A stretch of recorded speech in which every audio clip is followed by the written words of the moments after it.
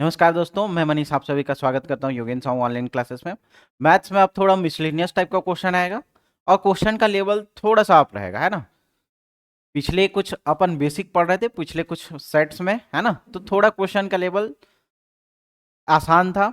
ऐसा नहीं है कि ऐसा आसान वाला क्वेश्चन नहीं आता, आसान वाला क्वेश्चन भी आता है। सिली मिस्टेक वहां पे मत करना, ठीक है। थोड़ा मिसलेनियस टाइप का क्वेश्चन देखेंगे और थोड़ा एडवांस टाइप का क्वेश्चन देखेंगे, ठीक है। पहला क्वेश्चन क्या बोल रहा है, एक रेलगाड़ी 40 किलोमीटर प्रति घंटा के चाल से उसी दिशा में 25 किलोमीटर प्रति घंटा की चाल से चलने वाले आदमी को 48 सेकंड में पार करती है। रेलगाड़ी की लंबाई क्या है। देखो यहां पे यूनिट पहले चेक करना आपने को। ये किस में दिया हुआ है, किलोमीटर प्रति घंटा में। ये भी किस में दिया है, किलोमीटर प्रति घंटा में। समय किस में दिया है, देखो सेकंड में दिया हुआ है। और आंसर देखो किस में दिया हुआ है, मीटर में। तो सबसे पहले तो आपने को ये यूनिट को सेम करना पड़ेगा, है ना। और इसका मैं बता भी चुका हूं कैसे यूनिट को चेंज किया जाता है, मीटर को किलोमीटर में और किलोमीटर को मीटर में, है ना। तो यहां पे देखो क्या बोल रहा है, एक रेलगाड़ी 40 किलोमीटर प्रति घंटा की चाल से उसी दिशा में, मेन क्या है, उसी दिशा में। तो निरपेक्ष चाल और सापेक्ष चाल वाला अपन देखे थे।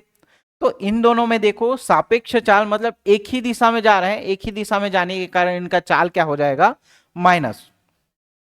ठीक है, एक ही दिशा में जाने के कारण इसका चाल क्या हो जाएगा, माइनस हो जाएगा। क्वेश्चन में बोला क्या है, रेलगाड़ी की लंबाई। तो रेलगाड़ी की लंबाई, लंबाई मतलब क्या जी, वो अपना दूरी ही तय करेगा। तो दूरी बराबर यहां पे क्या हो जाएगा, चाल गुणित समय।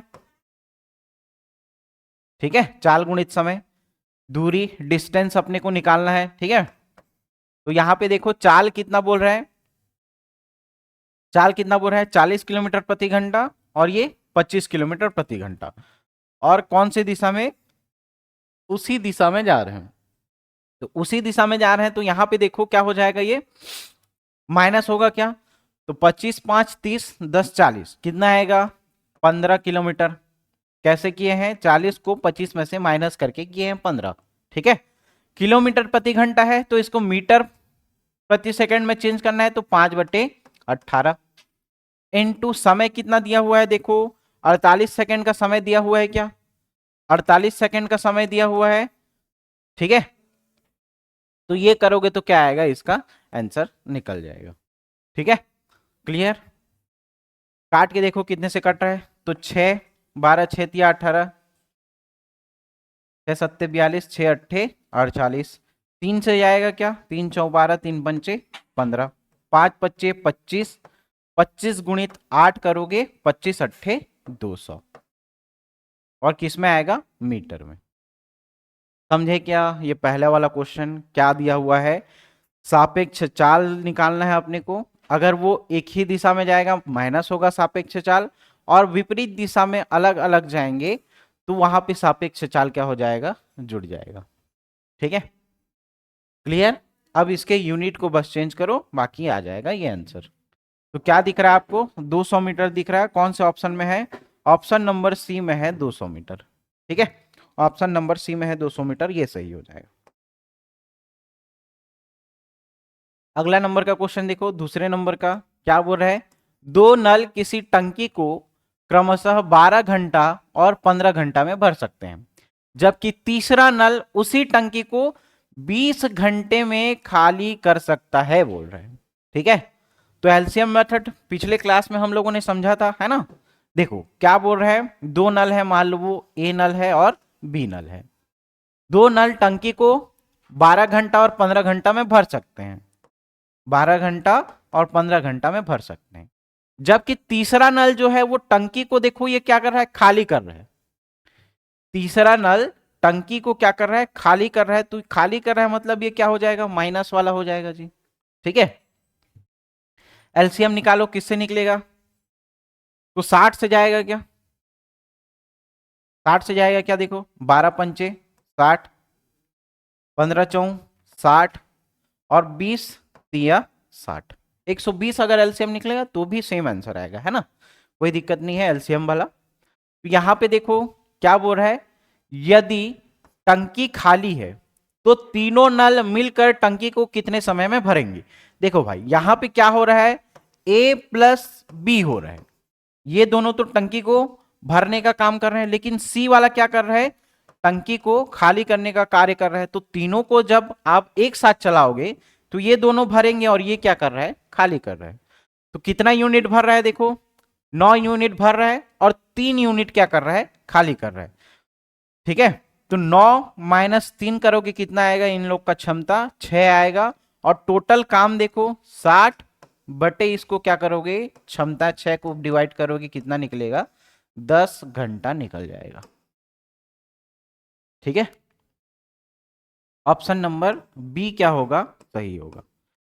कैसे किए हैं, जो क्वेश्चन में बोला है उसी के अकॉर्डिंग करना है। दो नल हैं, वो क्या कर रहे हैं, टंकी को भर रहे हैं, जबकि एक तीसरा नल है टंकी को क्या कर रहा है, खाली कर रहा है। एलसीएम निकाल दो, सबका क्षमता देखो, 5 4 9 क्षमता से ये क्या कर रहे हैं, टंकी को भर रहे हैं, और 3 की क्षमता से टंकी को खाली कर रहे हैं। तो टोटल क्षमता कितना, 6, और टोटल काम कितना है, 60। समझ गए, तो 10 घंटा इसका क्या आएगा, आंसर आएगा। एलसीएम मेथड है ये, पिछले क्लासेस में इसका समझाया था बेसिक। ठीक है, सेम उसी पैटर्न में देखो एक क्वेश्चन और कर लेते हैं अपन, है ना, ताकि ये मेथड आपको क्लियर हो सके। और ऐसा क्वेश्चन देता ही देता है ना, कोई दो टंकी होगा या कोई दो व्यक्ति होगा, काम करेंगे, तीसरा व्यक्ति क्या करेगा, मान लो वो काम को नहीं करेगा या हट जाएगा, है ना। तो ऐसा सब क्वेश्चन यहां से आता है, उसमें एक ही मेथड आप याद रखना है, एलसीएम मेथड। दूसरा मेथड भी आप याद रख सकते हो, एक काम वाला, दोनों तरीके से जो तरीके से आपसे बन जाता है, जिसका प्रैक्टिस किए हो वहीं से उसी मेथड से बनाना। ठीक है, दो पाइप एक टैंक को 36 मिनट में और 30 मिनट में भर सकते हैं। यहां पे क्या था, ए था, बी था, है ना। एक क्या कर रहा है, 36 मिनट में भर रहा है, और दूसरा क्या कर रहा है, 30 मिनट में भर रहा है। एक निकासी पाइप टैंक को 90 मिनट में खाली कर रहा है। तो सी क्या करने का काम कर रहा है जी, खाली करने का कितने टाइम में, देखो 90 मिनट में। ठीक है, 90 मिनट में। अब इन सब का एलसीएम निकालोगे कितना आएगा, देखो सबसे बड़े वाले को पकड़ो और उसका मल्टीप्लीकेशन देखो, है ना। 90 का कितना करोगे, 9 दूनी 18 करोगे, 180 आ जाएगा क्या, ठीक है 180 आ जाएगा।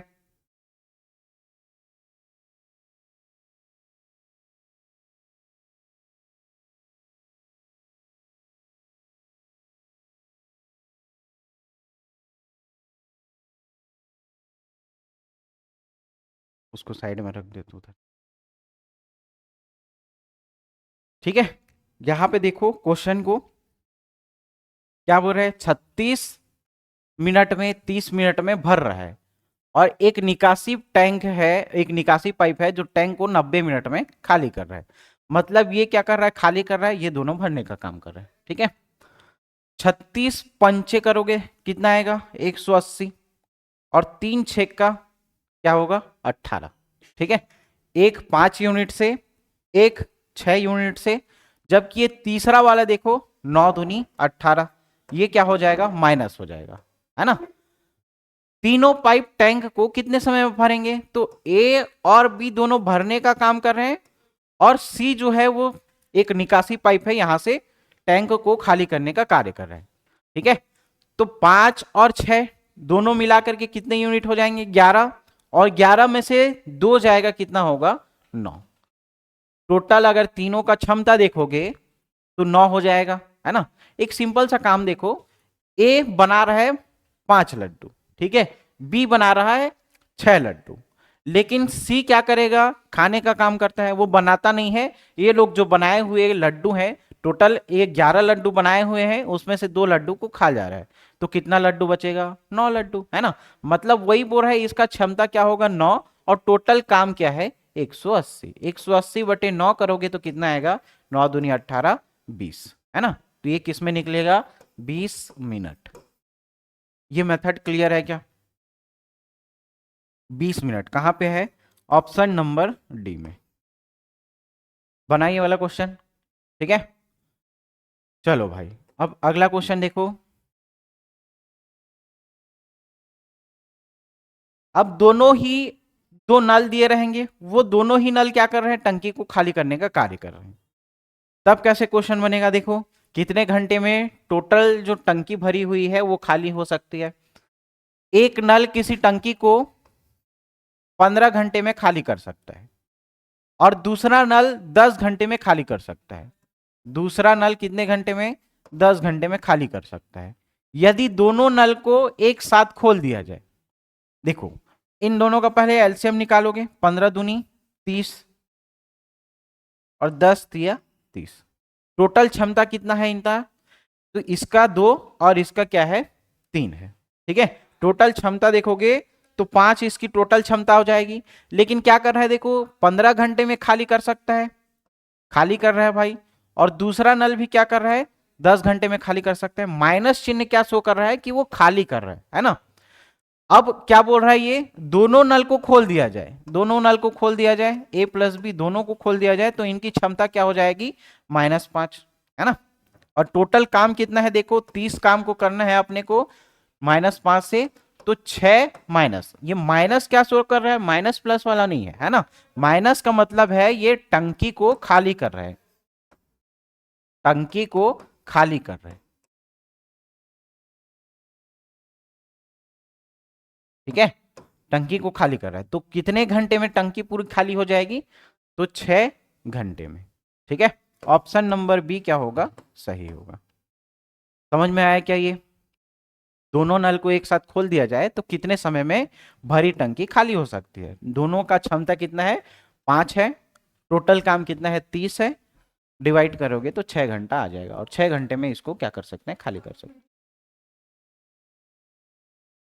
नहीं मिल रहा है क्या?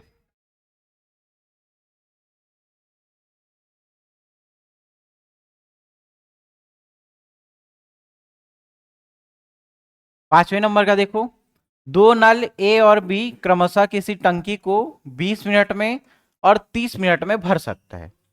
यदि दोनों नल को एक साथ खोल दिया जाए तो टंकी को भरने में कितना समय लगेगा? क्या बोल रहा है भाई? देखो, दो नल हैं ए और बी, किसी टंकी को 20 मिनट में और 30 मिनट में भर सकते हैं। ठीक है, यदि दोनों नल को एक साथ खोल दिया जाए तो टंकी को भरने में कितना समय लगेगा? दो नल हैं ए और बी, एक 20 मिनट में और एक क्या कर रहा है? 30 मिनट में टंकी को भर सकता है। ठीक है, क्या करते हैं? दोनों का एलसीएम निकालते हैं। ठीक है, दोनों को क्या करेंगे? एलसीएम निकालेंगे। कितना आएगा देखो, 30 दूनी 60 कर सकते हैं क्या? ठीक है, और 20 दिया 60। यदि दोनों नल को एक साथ खोल दिया जाए, मतलब ए प्लस बी, तो इनका क्षमता कितना आ जाएगा? 3 2 5। ठीक है, तो टंकी को भरने में कितना समय लगेगा? टोटल काम 60 है, क्षमता कितनी है? 5 5 12 60, 12 मिनट में पूरे टैंक को भर सकेंगे ये लोग। ठीक है, टंकी को भरने में कितना मिनट लगेगा? 12 minute. Clear? Time and work से यहीं तक करते हैं अपन, पाइप टंकी से, है ना। क्लियर? ये वाला मेथड समझ में आ गया? तो यहां से क्या याद रखना अपने को, जो क्वेश्चन के अकॉर्डिंग दिया हुआ है उसी के आधार पे आप क्या करोगे? इस एलसीएम मेथड को लगा दोगे। ठीक है, अब देखो ये 6वां नंबर का क्वेश्चन आता है भाई। मतलब कुछ सैनिक हैं, वो आके क्या कर रहे हैं, मतलब पहले से कुछ सैनिक हैं जिसके लिए कुछ लिमिट तक खाना रखे रहेगा। अब उसमें कुछ दिन तक वो खाना खाएंगे, है ना, और उसमें से कुछ सैनिक चले जाएंगे। चलो मान ले, एक रैंडम सा एग्जांपल देता हूं मैं। 100 लोग हैं, 100 व्यक्ति हैं, और उन व्यक्तियों के लिए खाना आपको 10 दिन तक अवेलेबल है। ठीक है, 10 दिन तक अवेलेबल है। 100 व्यक्ति हैं, इन सब के लिए 10 दिन तक पर्याप्त खाना है। ठीक है, अब कुछ दिन बाद ऐसे होता है कि ये 4 दिन तक खाना खाते हैं। ठीक है, 4 दिन तक आराम से खाना खाए, इनके पास बचा हुआ खाना कितने दिन का है? 6 दिन का। लेकिन अब इसमें से ये बोला जाता है कि 100 व्यक्ति हैं और 20 व्यक्ति आ जाते हैं, तो टोटल व्यक्ति कितने हो गए? 120 व्यक्ति। और इन लोग के पास खाना कितने दिन का बचा होगा भाई? यहाँ पे कितने, अगर ये इतने लोग रहते तो 6 दिन का खाना और इनको पर्याप्त होता। लेकिन 20 लोग एक्स्ट्रा आ गए हैं, तो ये खाना अब कितने दिनों तक जाएगा? ऑब्वियसली बात है, थोड़ा कम जाएगा ये। ठीक है, तो इसी टाइप का पैटर्न का क्वेश्चन है। कुछ सैनिक पहले रहेंगे, उन सैनिकों के लिए अगर वो उनका लिमिट दिया होगा कि जैसे वो 100 ग्राम खा रहे हैं, 200 ग्राम खा रहे हैं या 750 ग्राम खा रहे हैं, एक दिन में उसका लिमिट होगा। उतना ग्राम खाते हैं तो कुछ दिन तक उनके लिए, मतलब चलो मान लो वो रैंडम मान लेते हैं 20 दिन, 20 दिन तक एकदम पर्याप्त खाना होता। अगर वो 70-700 ग्राम खा रहे हैं तो उनके लिए खाना 20 दिन तक पर्याप्त रहता।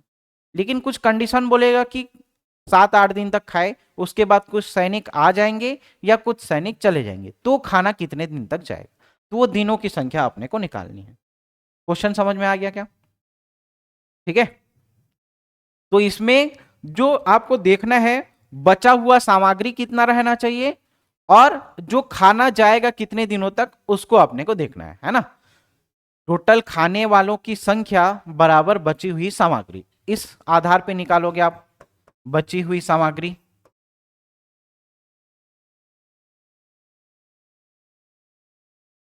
ठीक है, बची हुई सामग्री बराबर जो खाने वालों की संख्या है, उन दोनों को इक्वल रखोगे, निकल जाएगा ये वाला। ठीक है, चलो एक एक करके समझते हैं इसको। देखो सबसे पहले क्या बोल रहा है ये, 1900 सैनिकों के लिए 90 दिनों तक का पर्याप्त भोजन है।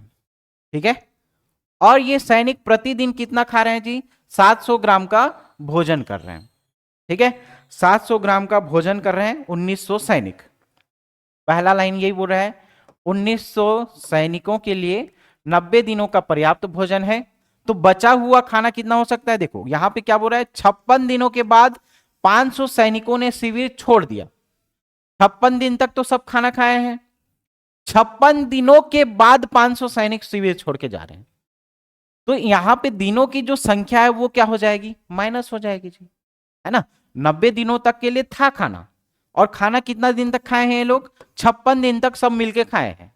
बचा कितना हुआ दिन होगा, 700 ग्राम खा रहे हैं, बचा हुआ कितना दिन के लिए होगा, 34। दोनों को माइनस करोगे कितना निकलेगा, 34। ठीक है, इतना खाना 34 दिनों के लिए बचेगा इन लोग का, है ना।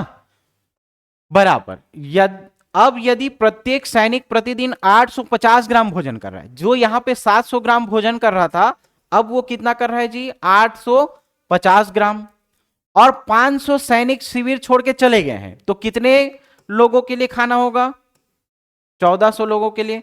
भाई 1900 लोग हैं, 500 लोग छोड़ के चले गए, तो कितने होगा, 1400 लोगों के लिए खाना बचेगा। ठीक है, कितना ग्राम भोजन करेंगे, 850 ग्राम। तो शेष भोजन बाकी सैनिकों के लिए कितने दिनों तक चलेगा, तो वो दिन मान लेते हैं एक्स दिनों तक चलेगा ये। ठीक है, इन दोनों को काट पीट कर लो, आ जाएगा आंसर जी। देखो यहां पे एक्स रखोगे तो ये डिवाइड बाई यहां आ जाएगा, या यहां से डायरेक्ट काट सकते हैं। देखो ये डबल जीरो, ये डबल जीरो कटा क्या, 7 एक कम 7 दूनी 14। ठीक है, क्लियर। यहां से काटोगे ये देखो 17 एकम 17, 17 दूनी 34। ठीक है, यहां से ये जीरो काटोगे तो ये जीरो कटेगा, 17 पंचे 85। ठीक है, अब क्या बचा, 190 बराबर, चलो वो 5 को नीचे ले आओ, 190 बटे 5 बराबर x। क्लियर है, समझे यहां तक। 5 दूनी 10, 5 तिया 15, और 5 अट्ठे 40। 38 दिनों तक इनके लिए क्या बचा है जी, और खाना शेष बचा है। क्लियर, कैसे हुआ समझ में आया। 1900 सैनिकों के लिए 90 दिन तक पर्याप्त खाना था, लेकिन खाना कितना दिन तक खाए वो, 56 दिनों तक, तो शेष कितना बचा है, 34 दिनों के लिए। अब चेंजेस क्या हुआ है, 500 सैनिक शिविर छोड़ के गए हैं, तो पहले 1900 थे, अब कितने हो गए हैं, 1400। और अब ये कितना, जो पहले 700 ग्राम भोजन कर रहे थे, अब कितना कर रहे हैं वो, प्रतिदिन 850 ग्राम। और दिनों की संख्या पूछ रहा है, इसलिए इंटू एक्स यहां से निकाल लोगे आप, 38 दिन का खाना इन लोग का जाएगा। ठीक है, समझ में आया। इस वाले पैटर्न से क्वेश्चन पूछता है, तो थोड़ा एडवांस लेवल का क्वेश्चन आप लोग तैयार करके जाना। ठीक है, 7वें नंबर का क्वेश्चन देखो, अमितेश भाई ने एक कार्य को 82 दिनों में करने का जिम्मा लिया हो। तो एक ठेकेदारी व्यवस्था टाइप का है ना। जैसे एक पुल का निर्माण करना है, वहां पे कैसे लगता है, सबसे पहले बीडिंग होती है उसकी, है ना, बोली लगाया जाता है कि वो एक टेंडर निकलता है, टेंडर में कुछ अमाउंट रहेगा कि हम ये काम मान लो चलो 5 लाख में संपन्न कर देंगे, तो उसमें दिनों की संख्या भी रहता है, 10 दिन में ये कंप्लीट कर लेंगे, तो ऐसे बिडिंग लगेगा, है ना। तो यहाँ पे एक ठेकेदार जिम्मा क्या लेता है कि एक कार्य को 82 दिन में करने का वो जिम्मेदारी लेता है, और उसके लिए कितना सैनिक लगाता है, ये 108 श्रमिकों को काम पे लगाता है।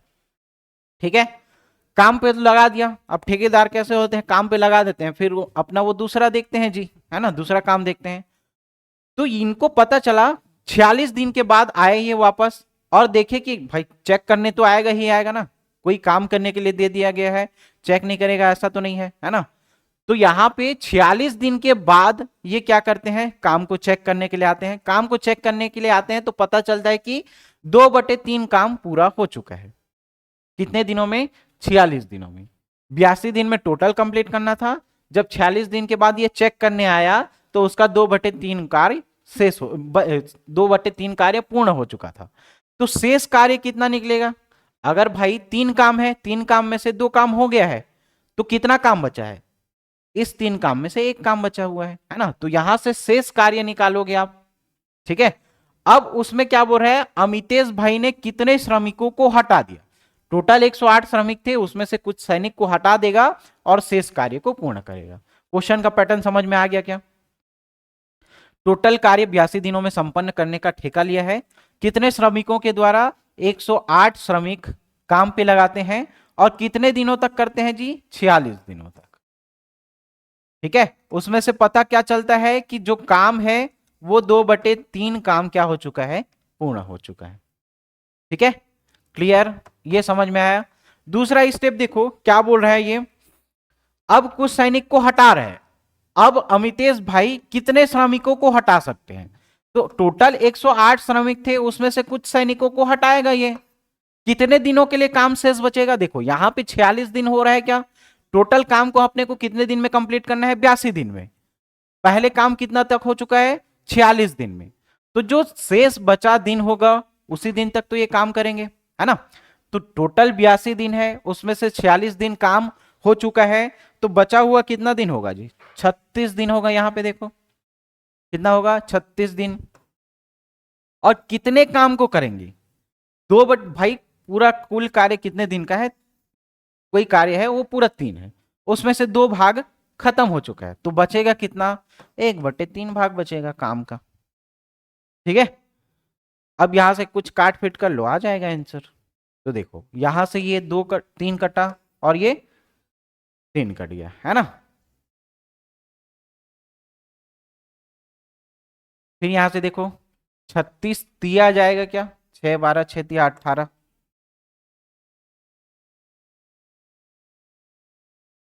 ठीक है, यहां से 2 और यहां से 2 को काट दो, 2 दूनी 4, 2 तिया 6। ठीक है, 23 दिया और उधर क्या बचा, 108 माइनस एक्स बचा, है ना।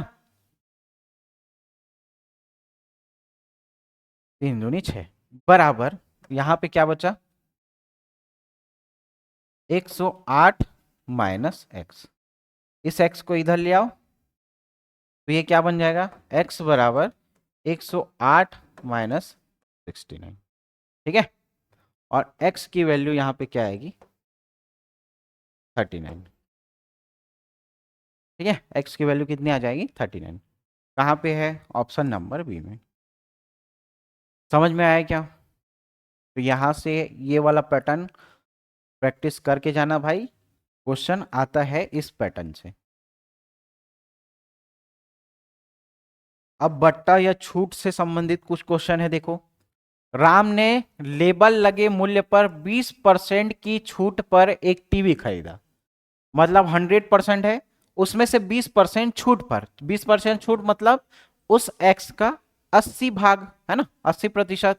यदि उसने उसे 30% की छूट पर खरीदा होता, तो जो वैल्यू है 100 का, 30% अगर छूट पे खरीदा है मतलब वो कितने में खरीदा है, 70% में, तो उसे 80 रुपए की बचत होती, है ना। बचत होगी या कमी होगी, मतलब दोनों का माइनस हो जाएगा। पैटर्न समझे, उसके द्वारा खरीदे गए टीवी सेट का मूल्य कितना होगा। ठीक है, तो यहाँ पे देखो सबसे पहले वो कितने परसेंट के छूट पर खरीद रहा है, 20% के छूट पर, है ना। टीवी सेट का मूल्य नहीं पता है एक्स, उसका क्या कर रहा है ये 20% छूट मतलब 80% में खरीदा है।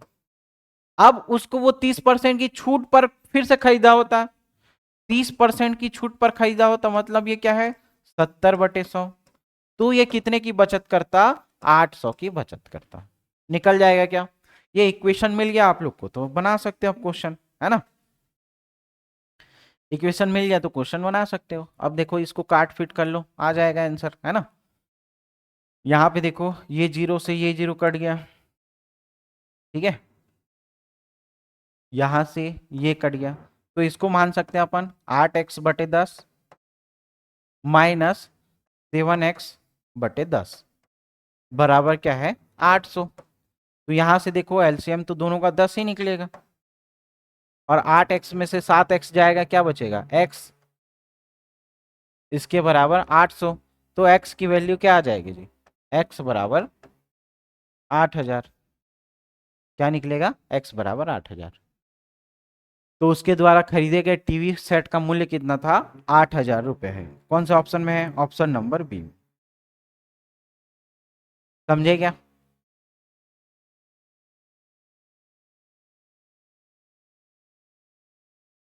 अगला देखो 9वें नंबर का क्वेश्चन।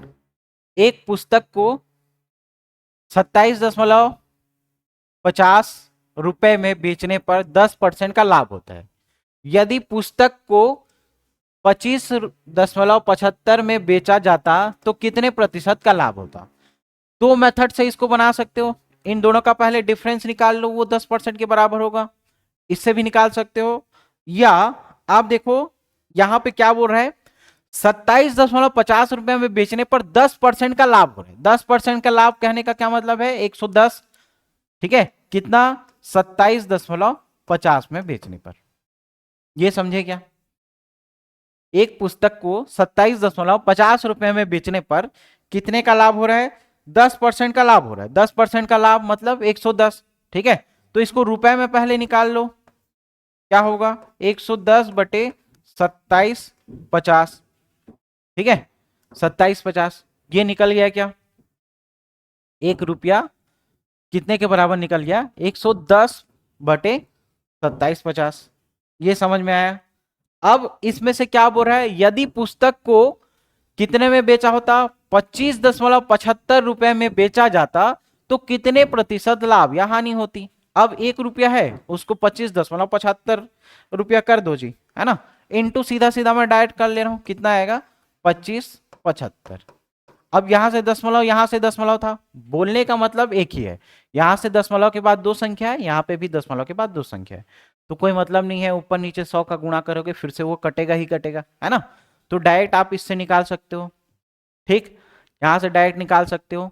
तो टोटल देखो, अभी मान लो ये पूरा 100 रुपया है, ठीक है, वही बोल रहा है पुस्तक को कितने में बेच रहा है, वो 100 रुपए में। अभी कुछ पता नहीं चल रहा है, इसीलिए हम लोग को देखो पहला स्टेटमेंट 27.50 रुपए में बेच रहा है तो 10% का लाभ हो रहा है उसको, ठीक है। अब क्या बोला, वो 25.75 रुपया में बेच रहा है, 25.75 रुपए में बेच रहा है, तो यहाँ पे 1 रुपए की वैल्यू निकल चुकी है। यहाँ पे देखो 1 रुपए की वैल्यू निकल चुकी है, तो इसको अपन 25.75 में बेच रहे हैं, तो यहां से जीरो कट गया, तो 11 से कितना जाएगा, 11×2=22, ठीक है, फिर 5 इधर जाएगा, 11×5=55, 25 से जाएगा क्या, 25 एक कम 25, 7 तो नहीं जाएगा, जीरो, 25 दिया 75। अब ये कितना में देखो 103 रुपया में बेच रहा है, पहले 100 रुपया था, 103 में बेचा, मतलब कितने का लाभ वो कमा रहा है, 3% का लाभ कमा रहा है। कितने परसेंट का लाभ कमा रहा है, 3% का, है ना। तो ये तरीका भी आप क्या कर सकते हो, अपना सकते हो, ठीक है, क्लियर। 100 में वो बेचा है मान लो, तो यहां पे देखो कितने में, 25.75 में बेचने पर 3% का उसको लाभ हो रहा है, मतलब 103 में बेच रहा है, तो दोनों का डिफरेंस कितना आ रहा है, 3% आ रहा है, ठीक है। तो ऑप्शन क्या हो जाएगा, ऑप्शन नंबर सी हो जाएगा, 3% का लाभ।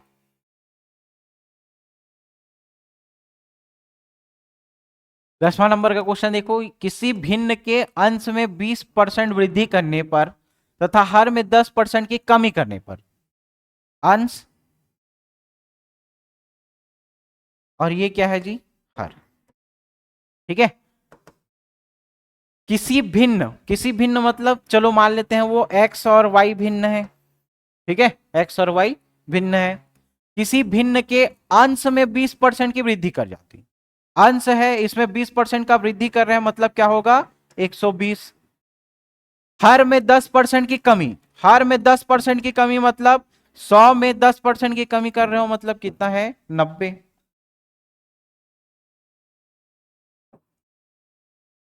ठीक है,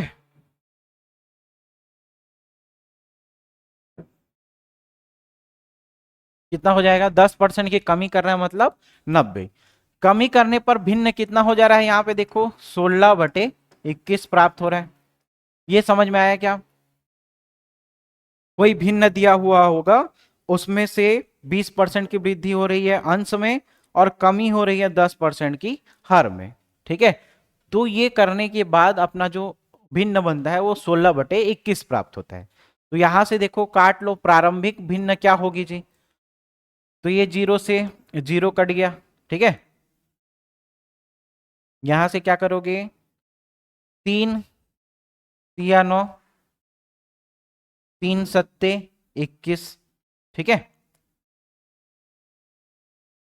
3 चौ 12, 4 चौ 16। तो कितना बच रहा है अपने पास, प्रारंभिक जो भिन्न होगा 4/7 होगा। x/y कितना होगा, 4/7 के बराबर। समझे क्या? कौन से ऑप्शन में है, ऑप्शन नंबर ए में। क्या बोल रहा है, किसी भिन्न के अंश में 20% की वृद्धि कर दी जाती है, तो 100% है, उसमें 20% की वृद्धि कर रहे हो 120, तथा हर में 10% की कमी की कर दी जा रही है। 100% था, 10% की कमी मतलब 90। तो भिन्न कितना हो जाएगा, 16/21 प्राप्त होगा। तो प्रारंभिक भिन्न क्या होगा, एक्स और वाई कितना हो जाएगा, 4/7 के बराबर। ऑप्शन नंबर ए क्या होगा, सही होगा। ठीक है, 11 नंबर का क्वेश्चन देखो, किसी भिन्न के अंश में 10% की कमी करने पर तथा हर में 12% की कमी कर देने पर भिन्न 15/64 हो जाता है। सेम चीज क्या करोगे, x और y कोई भिन्न है, किसी भिन्न के अंश में 10% की कमी कर रहे हो, अंश में 10% की कमी मतलब 90। कमी करने पर हर में कितना, 12% की कमी हो रहा है, 12% की कमी मतलब 88। भिन्न कितना हो रहा है, 15/64, 15/64। समझे कैसे करना है, 15 छेक का 90। ठीक है, और ये किससे जाएगा, 4 से जाएगा क्या, 16 चौ 64, 4 दूनी 8, 4 दूनी 8। ठीक है, क्लियर। फिर ये किससे जाएगा, देखो 2 8 16, 2 1 कम, 2 1 कम। अब कुछ कटेगा क्या, नहीं कटेगा। x/y बराबर यहां पे देखो क्या जाएगा, ये 11 ऊपर चला जाएगा और 8 छिक्का 48 नीचे जाएगा। तो x और y भिन्न जो बनेगा वो क्या बनेगा, 11/48। कहां पे है 11/48, ऑप्शन नंबर सी में। 11/48 ऑप्शन नंबर सी में। ठीक है, नेक्स्ट देखो, 3 लड़कों की उम्र का औसत 24 वर्ष है। कोई तीन, जैसे औसत कैसे निकालते हैं, औसत मतलब दी हुई संख्या बटे दी हुई संख्या का योग बटे दी हुई संख्या, मतलब जितने भी टोटल यहाँ पे नंबर दिए होंगे उन सब का क्या करोगे, योग करोगे, बटे में क्या करोगे, टोटल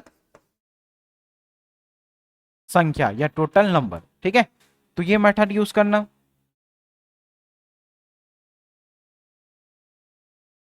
ठीक, 3 लड़कों की उम्र का औसत कितना है, 24 वर्ष, और इनका उम्र कितना दिया हुआ है, उम्र का अनुपात 5 6 और 7।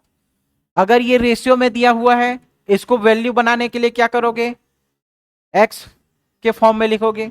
तो सबसे पहले देखो 5x plus 6x plus 7x, total संख्या कितनी है देखो, 1 2 और 3, और इसका औसत कितना दिया हुआ है अपने को, 24। पहले ये समझे क्या, बताओ। देखो, 3 लड़कों की उम्र का औसत 24 दिया हुआ है, और ये 3 लड़कों का उम्र क्या दिया हुआ है, 5 6 और 7 रेशियो में दिया हुआ है। वैल्यू बनाने के लिए एक्स से मल्टीप्लाई कर देना, 5x 6x और 7x। टोटल कितने व्यक्ति हैं, 3 व्यक्ति हैं, इनका औसत कितना है, 24 है।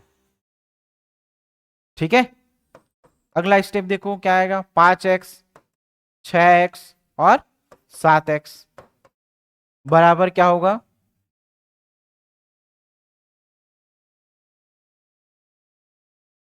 72। ठीक है, 24 दिया 72। अब इसको देखो, ऐड करो सबको, 5 5 10 और एक 11, 11 7 18, 18x बराबर क्या होगा, 72। x बराबर क्या निकलेगा, 18 36 38 या 54 18 4 72।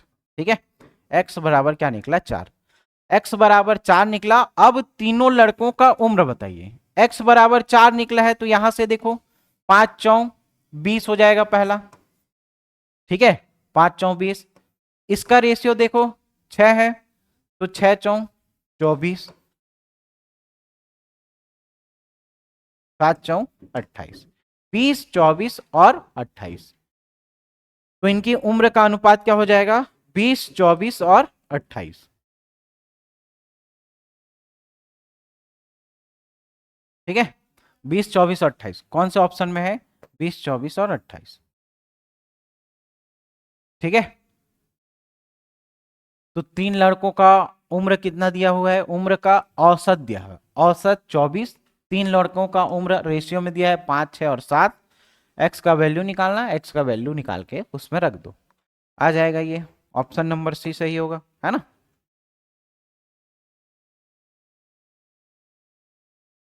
13 नंबर का क्वेश्चन देखो क्या बोल रहा है, एक्स ने 20 खिलौने के 20 सेट 1200 रुपए प्रति सेट के हिसाब से खरीदे हैं भाई।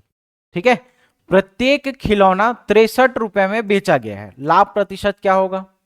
तो सबसे पहले देखो, 20 खिलौने खरीदे हैं कितने रुपए में, 1200 रुपए में। ठीक है, 20 खिलौने खरीदे हैं इसने 1200 रुपए में, तो क्या हो जाएगा इसका, एक खिलौने का मूल्य अपन निकाल लेते हैं कि कितने में खरीदा है ये एक खिलौना। ठीक है, तो 20 खिलौने का सीपी, 20 खिलौने का सीपी कितने के बराबर दिया हुआ है, 1200। वही बोल रहा है क्या, 20 खिलौने के 20 सेट 1200 रुपए में खरीदा है, तो 20 खिलौने का सीपी कितना है, 1200।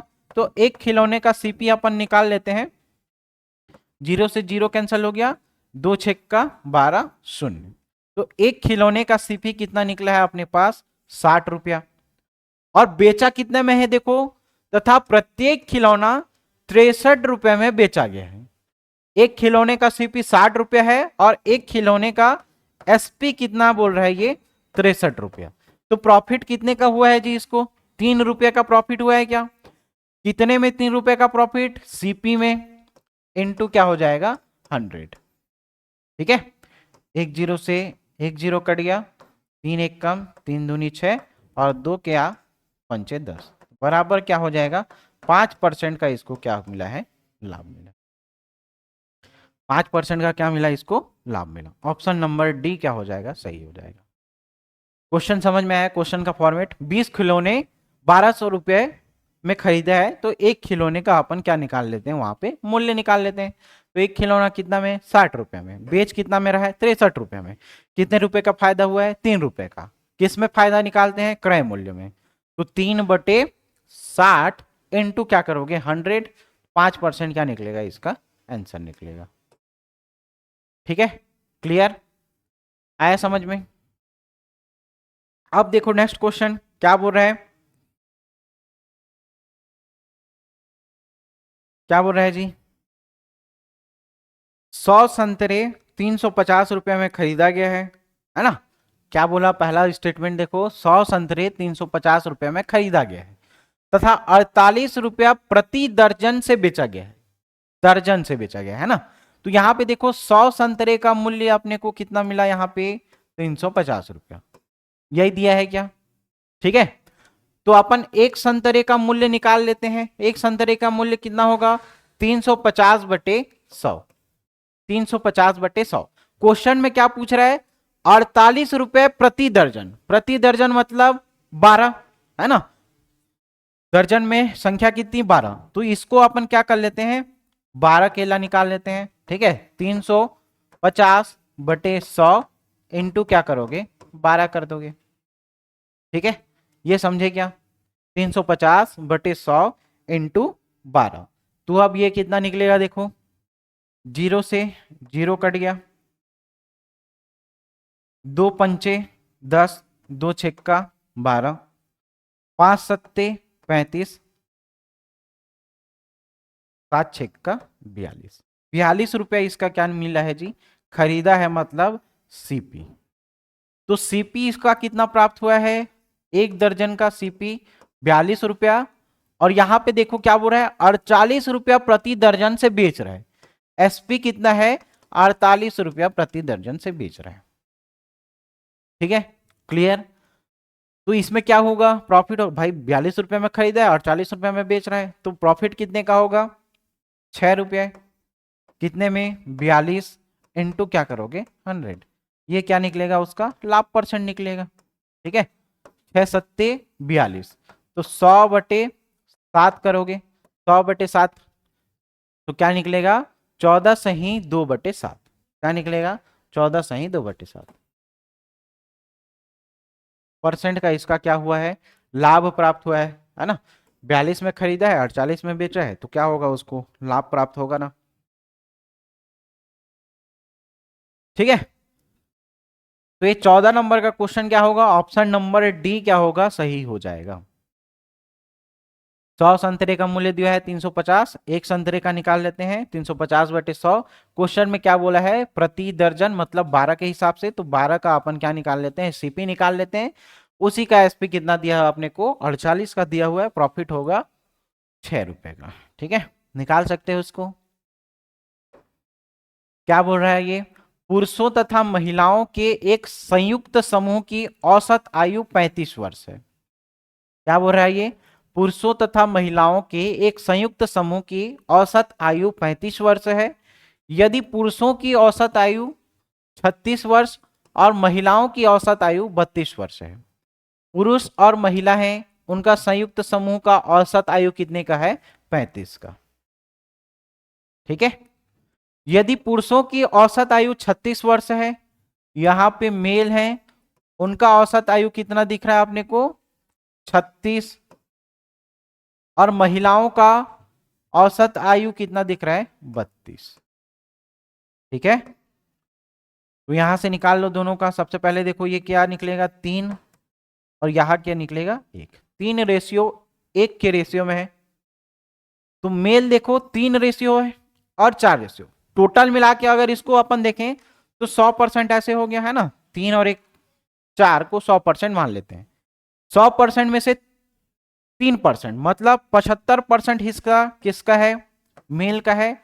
और यहां पे क्या दिखा? 25%। ये 25% हिस्सा किसका है? वोमेन का है। समझे? ठीक है, तो उस समूह में पुरुषों और महिलाओं के प्रतिशत कितने होंगे? 75% किसका होगा? पुरुष का। और 25% क्या होगा? महिला का। ये तरीका भी निकाल सकते हो, या ये भी कर सकते हो 3/4, है ना? टोटल वैल्यू 4 और उसमें से ये 3 दिया हुआ है। ऐसे भी करके आप निकाल सकते हो, है ना? लेकिन ये वाला फॉर्मूला मत निकालना, सीधा सीधा यहां से दिख रहा है 100% में से तीसरा हिस्सा मतलब 75% हिस्सा किसका दिख रहा है? पुरुषों का। और 1% मतलब 25% हिस्सा किसका दिख रहा है? महिला का। तो ऑप्शन नंबर बी क्या हो जाएगा? सही हो जाएगा। ठीक है, नेक्स्ट देखो।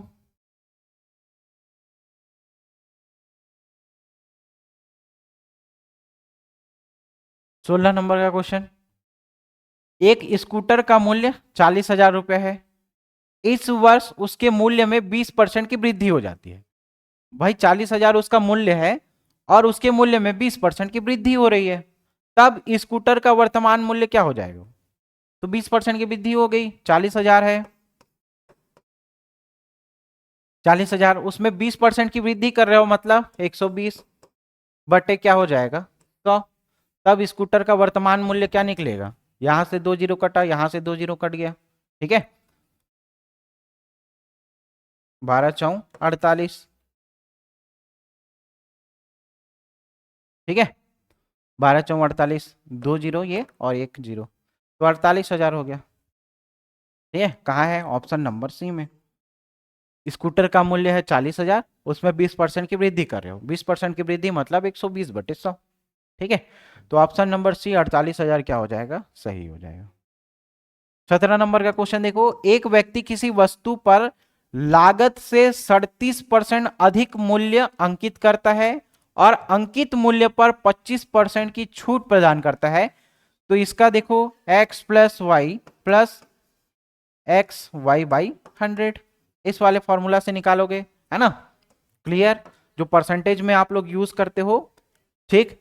तो यहां पे पहला स्टेटमेंट क्या बोल रहा है, 36%, पहले का क्या बोल रहा है, सॉरी, पहले का क्या बोल रहा है, ये 37% बोल रहा है, ठीक है।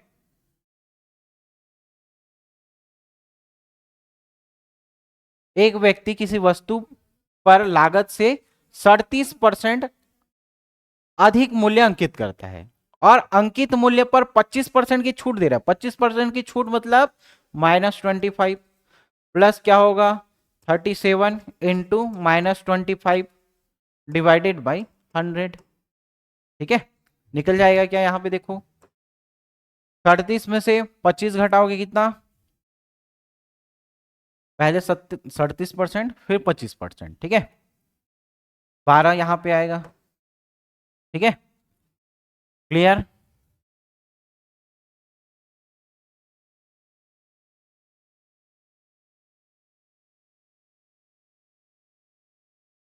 प्लस यहां पे देखो, अब इसको कैसे करोगे, 25 एकम 25 चौ 100, लेकिन यहाँ पे माइनस चिन्ह है, माइनस चिन्ह होने के कारण यहाँ पे क्या आएगा, माइनस आएगा। 4 से काटो, 4 से काटोगे क्या निकलेगा, 4 छक्का 24, 4 सत्ते 28, 4 अट्ठे 32, 4 निया 36, है ना। 4 से काटोगे तो 4 निया 36, एक बचेगा, एक बचेगा, कहने का क्या मतलब है, 4 दूनी 8 और 4 पंचे 20, -9.25, ठीक है, -9.25। तो यहां पे देखो, इसको करो -9.25, तो कितना बचेगा जी, 12 में 9.25 घटाओगे आएगा कितना, 2.75, ठीक है। समझे ये वाला पैटर्न का क्वेश्चन, x+y+x+y+xy/100 से निकालोगे, ठीक है, कितना आएगा 2.75, ठीक है।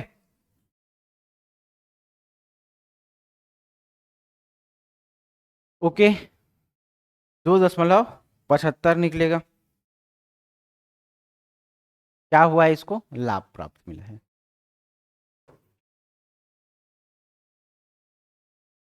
ऑप्शन नंबर बी करेक्ट हो जाएगा, ठीक है।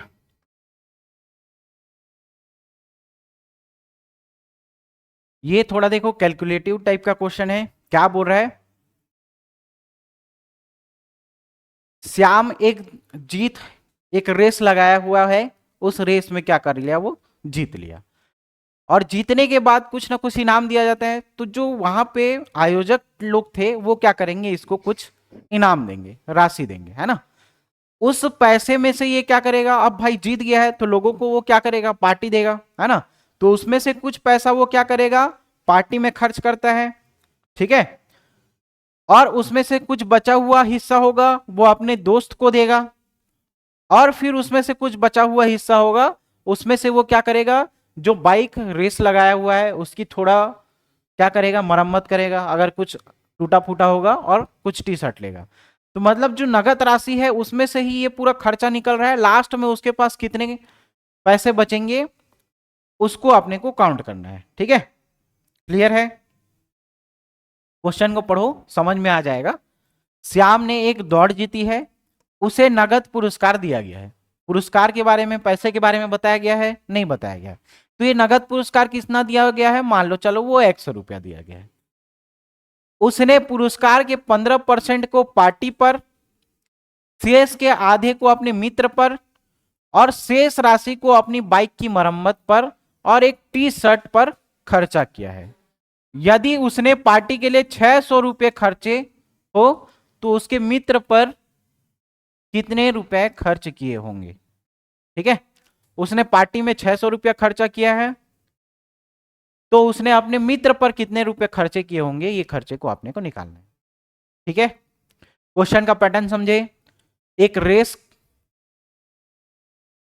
कर रहा है, उस रेस में उसको कुछ पैसे मिल रहे हैं, उस पैसे में से 15% को वो पार्टी में खर्च कर रहा है।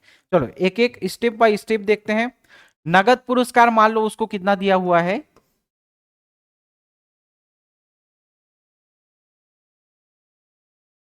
नगद पुरस्कार उसको कितना दिया हुआ है, x। ठीक है, उसने पुरस्कार को 15%, पुरस्कार के 15% को पार्टी में खर्च किया है। ठीक है, 15% में पार्टी में, तो पार्टी में कितना, जो पुरस्कार उसको मिला हुआ है, पुरस्कार मिला हुआ है उसका 15% भाई, पुरस्कार का 15%। ये पावर कट होगा क्या, कुछ साउंड आ रहा है?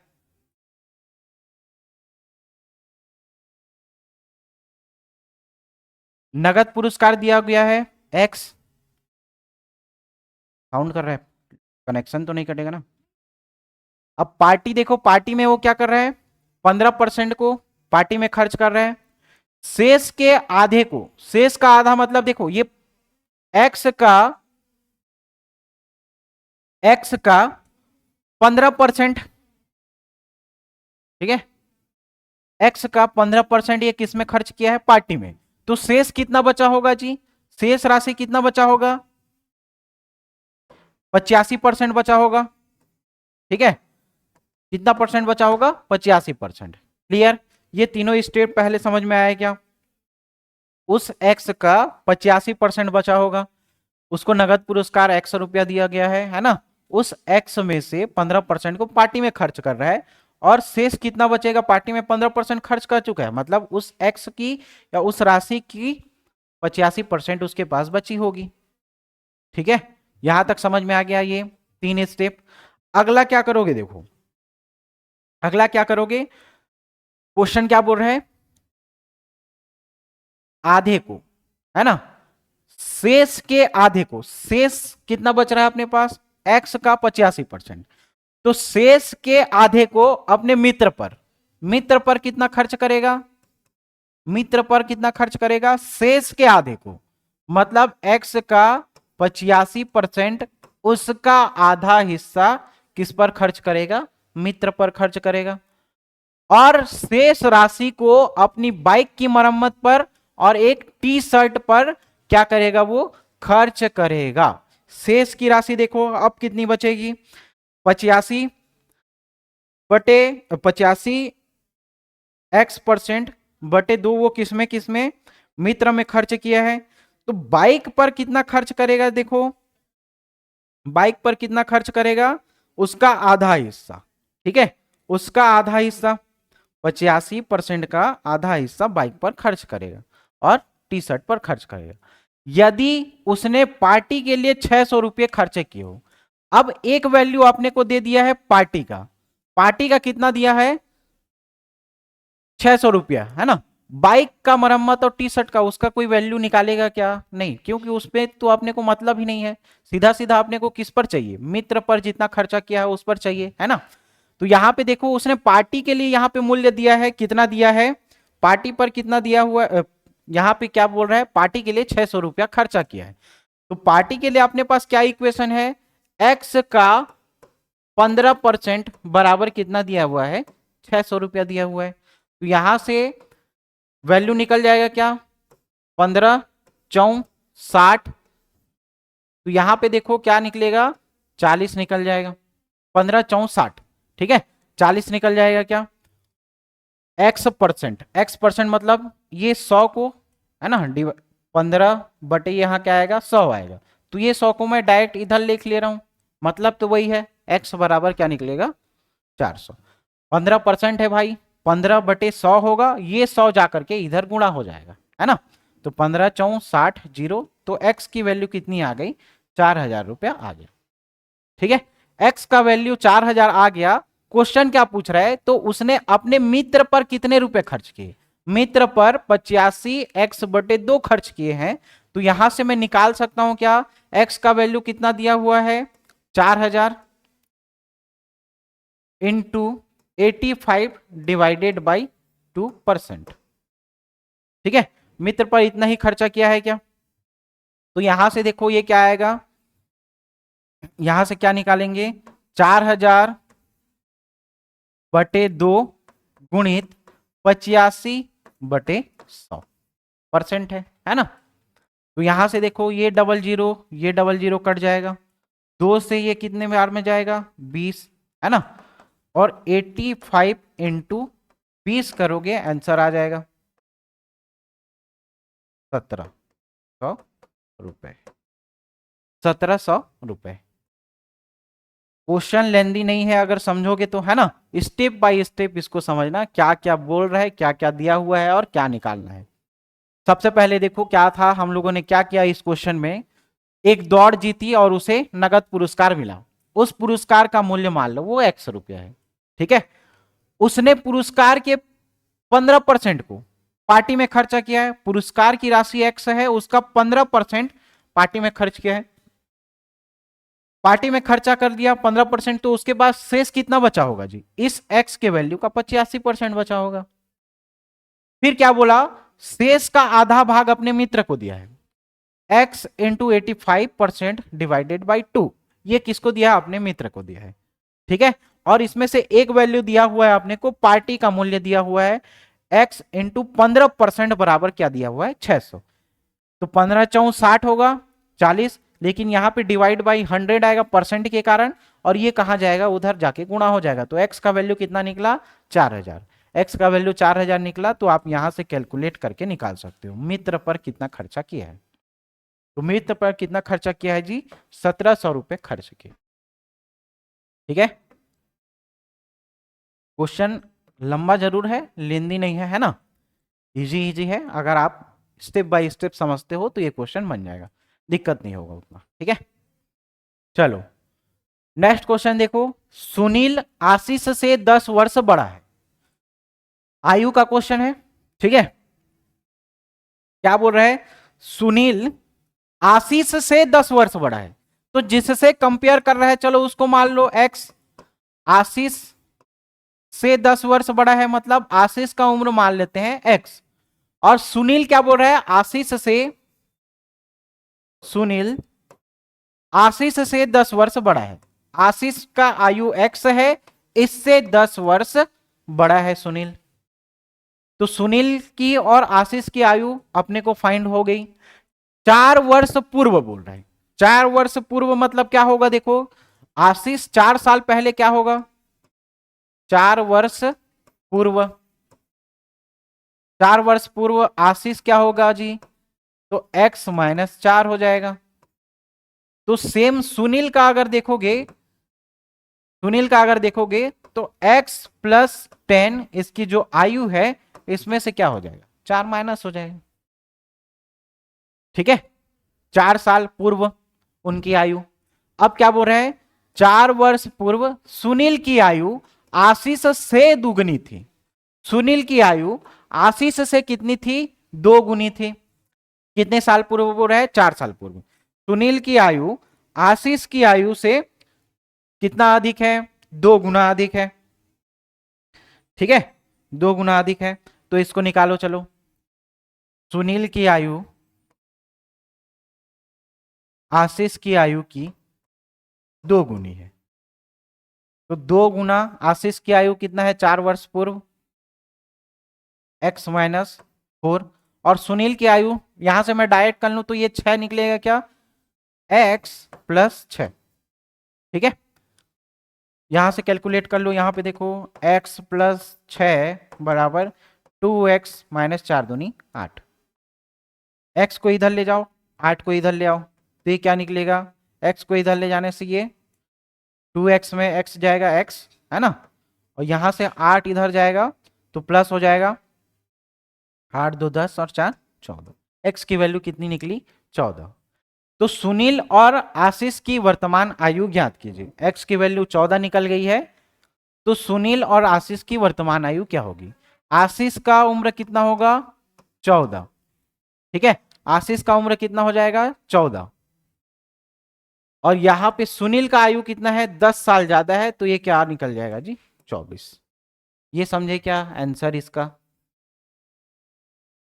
देखो क्या किए हैं इस क्वेश्चन में, सबसे पहले समझते हैं, है ना। सुनील आशीष से 10 वर्ष बड़ा है, आशीष से बोला है ना, तो आशीष की आयु x मान लो। सुनील क्या है, आशीष से 10 वर्ष बड़ा है, तो x + 10, ठीक है, आशीष और सुनील की आयु निकल गई। अब इसमें से क्या बोल रहा है, 4 वर्ष पूर्व सुनील की आयु आशीष से दुगनी है। जब ये वर्तमान उम्र है तो 4 वर्ष पहले क्या हो जाएगा x - 4, और ये क्या हो जाएगा x + 10 - 4 हो जाएगा, ठीक है। सुनील की आयु आशीष की आयु की दोगुनी है, सुनील की आयु क्या होगा, यहां से x + 6 हो जाएगा, इक्वल टू 2 गुनी 2 × x - 4। तो यहां से x की वैल्यू निकल गई 14 साल, आशीष का कितना हो जाएगा 14, और ये 14 में 10 साल जोड़ने के लिए बोलेगा 24, ठीक है। कौन सा ऑप्शन सही है, ऑप्शन नंबर बी सही है, 24 वर्ष और 14 वर्ष।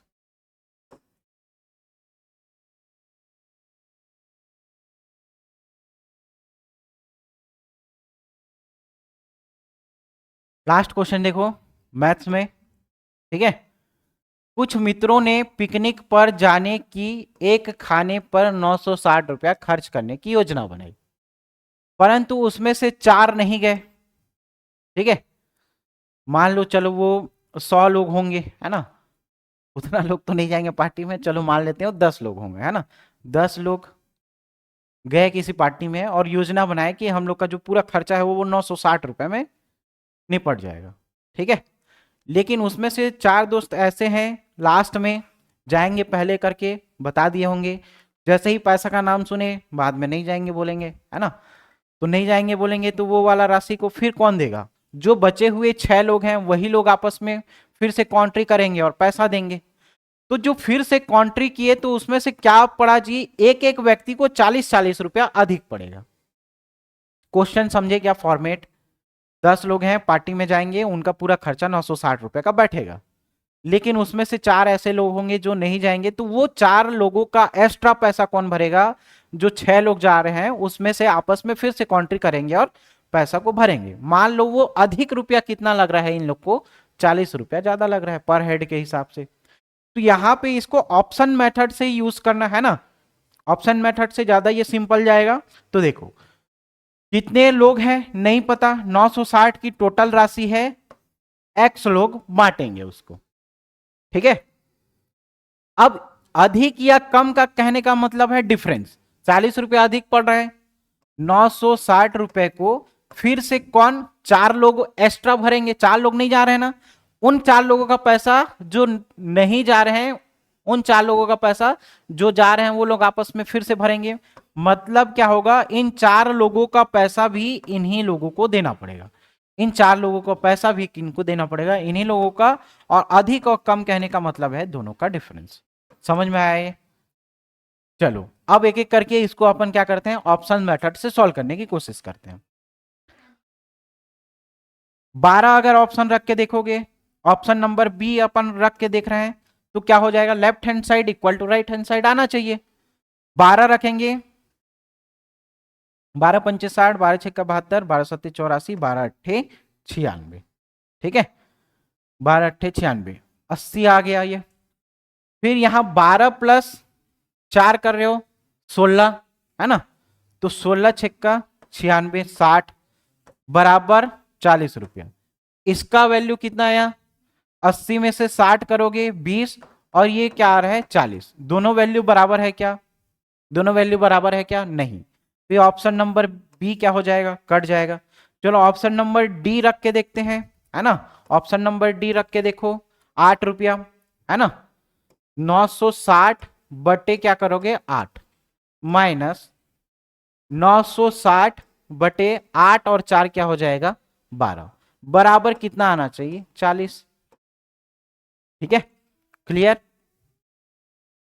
अब यहां पे देखो अच्छा, एक क्वेश्चन ये भी आ रहा होगा कि डायरेक्ट 12 और 8 क्यों ले रहे हो। देखो ये बड़ी संख्या है ना, तो बड़ी संख्या से मत लेना, स्टार्टिंग में जो छोटी छोटी संख्या है उसको पहले काट के देखना, है ना। तो यहां पे देखो 8 एक कम 8, कितना गया, एक इधर गया, 8 दूनी 16, 120 आया ये, ठीक है। 12 अट्ठे 96, जीरो बराबर क्या, 40। तो यहां से देखो ये कितना जाएगा 40, और ये भी बराबर कितना आएगा 40। मतलब ये ऑप्शन हमारा क्या दिख रहा है, सही दिख रहा है, ठीक है। कौन सा ऑप्शन सही दिख रहा है हमारा, ये ऑप्शन नंबर डी 8 क्या दिख रहा है, सही दिख रहा है। ऑप्शन नंबर डी क्या दिख रहा है, सही दिख रहा है, ठीक है। तो वो व्यक्ति कितने लोग थे जी, 8 लोग थे, ठीक है। और उसी 8 लोगों का खर्चा फिर से वो वापस में काउंट्री करके 40-40 रुपए अधिक दिए।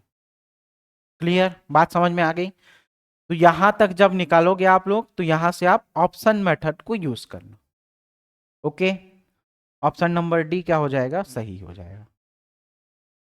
मैथ्स के कुछ क्वेश्चन थे, है ना, 2 4 5 6 इजी लगे होंगे, कुछ क्वेश्चन टफ लगे होंगे।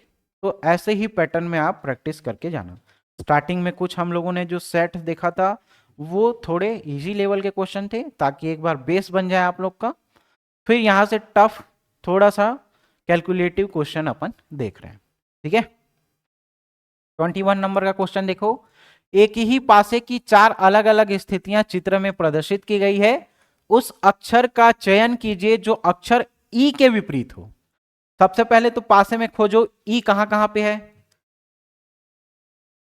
ई कहां कहां पे है, ये वाला पासा दिख रहा है क्या, ठीक है, क्लियर। ई के विपरीत अपने को खोजना है। यहां पे देखो एक फलक में ए और एफ दिख रहे हैं क्या, और यहां पे भी ई और एफ दिख रहे हैं। मतलब पासे ई के पासे, इस पासे में जो फलक ई है, सतह ई है, उसके विपरीत क्या हो जाएगा, ये वाली संख्या हो जाएगी। तो ई के विपरीत क्या दिखेगा जी, बी दिखेगा। ई के विपरीत क्या दिखेगा, बी दिखेगा, ठीक है। कहां पे है, ऑप्शन नंबर डी में है, ऑप्शन नंबर डी में है जी, ठीक है। नेक्स्ट देखो 22 नंबर का क्वेश्चन, निम्नलिखित में से कौन सा रंग बैंगनी के विपरीत है। बैंगनी के विपरीत कौन कौन सा है, देखो बैंगनी कहां पे है, पहले ये खोजो। बैंगनी तो ये दिख रहा है, इससे कुछ सिमिलर दिख रहा है क्या, यहां पे नीला और नारंगी, नीला और पीला तो ये अलग हो जाएगा, है ना। नीला और नारंगी, नीला और नारंगी यहां पे दिख रहा है, नीला और नारंगी यहां पे भी दिख रहा है। तो बैंगनी का विपरीत क्या हो जाएगा जी, पीला। बैंगनी रंग का विपरीत क्या हो जाएगा, पीला। कौन से ऑप्शन में है, ऑप्शन नंबर बी में। कौन से ऑप्शन में है, ऑप्शन नंबर बी में, ठीक है। अब ये देखो ये डिग्री बोल रहे हैं, घड़ी के घंटे और मिनट की सुई के बीच का कोण का डिग्री। तो कोण का डिग्री कैसे निकालते हो, डिग्री निकालने का फॉर्मूला क्या है, तो 60 into our minus 11 into minute बटे 2, ऐसे ही निकालते हो आप, है ना, कोण निकालने या डिग्री निकालने वाला, ठीक है। यहां पे डिग्री की वैल्यू कितनी हो जाएगी, देखो 60 कितना बोल रहा है, 4:20। तो ये किसका समय है जी, 4 घंटा, और ये क्या है 20 मिनट। 4 माइनस 11 इंटू क्या दिख रहा है 20 मिनट, डिवाइडेड बाई ये क्या हो जाएगा 2। तो थीटा की वैल्यू क्या निकलेगी, देखो 6×4 = 24, 240, 11×2 = 22, 220 बटे क्या हो जाएगा 2। तो थीटा की वैल्यू क्या आएगा, यहां पे देखो 20/2। तो थीटा की वैल्यू क्या आएगा, 10 डिग्री आ जाएगा क्या, 10 डिग्री आएगा। समझ में आया कैसे है, ये ऑप्शन नंबर डी, ठीक है। तो दोनों के बीच कोण निकालना है, तो 60 into our minus 11 into minute divided by 2, ये वाले फॉर्मूला यूज करना। थीटा की वैल्यू या जो कोण की वैल्यू है वो निकल जाएगी 10 डिग्री, ठीक है। इन दोनों रेशियो में देखो क्या किया है जी,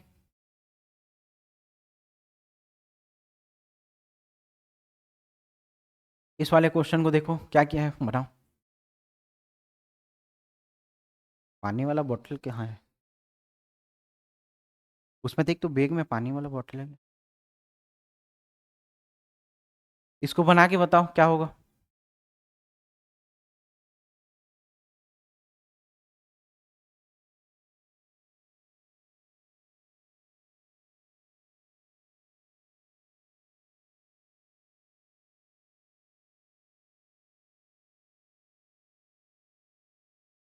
बना जी।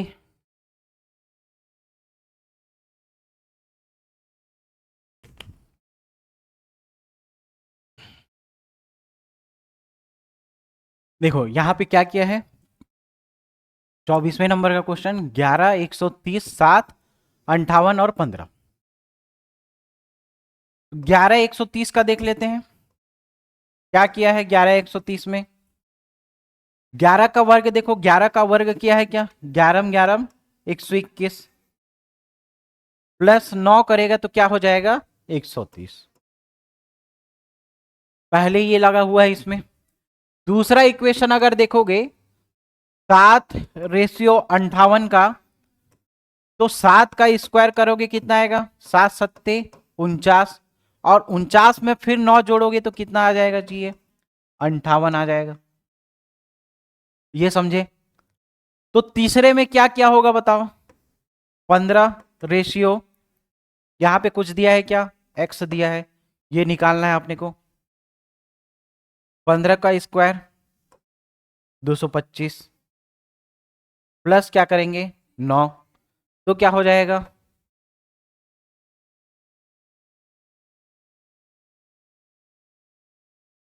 234। कहां पे है ऑप्शन 234, देखो ऑप्शन नंबर ए में। समझे क्या क्या किए हैं ये। पहले वाले सेट में देखो 11 का स्क्वायर करके, 11 का स्क्वायर 121, उसमें से 9 जोड़ोगे कितना आएगा 130। दूसरे सेट में देखो 7 का स्क्वायर करोगे 49, फिर 9 जोड़ोगे क्या आएगा 58। 15 का वर्ग 225, ठीक है, उसमें 9 जोड़ोगे क्या आएगा 234। ऑप्शन नंबर ए क्या हो जाएगा, सही हो जाएगा। 25 नंबर का क्वेश्चन देखो, एक विशेष छूट सॉरी एक विशेष कूट भाषा में अलर्ट को ये लिखा है ना, और उसी भाषा में किस शब्द को इस रूप में लिखा होगा, ये आपने को देखना है। ठीक है, देखो अलर्ट को क्या लिखा है, RT। ए में एक जोड़ देंगे तो क्या निकलेगा जी, ए में एक प्लस करोगे B, L में एक प्लस करोगे M, E में एक प्लस करोगे F, RSTU। सब में क्या कर रहा है, एक प्लस कर रहा है, सब में क्या कर रहा है, एक प्लस करके बना रहा है ये वाला, है ना। अब उसी कूट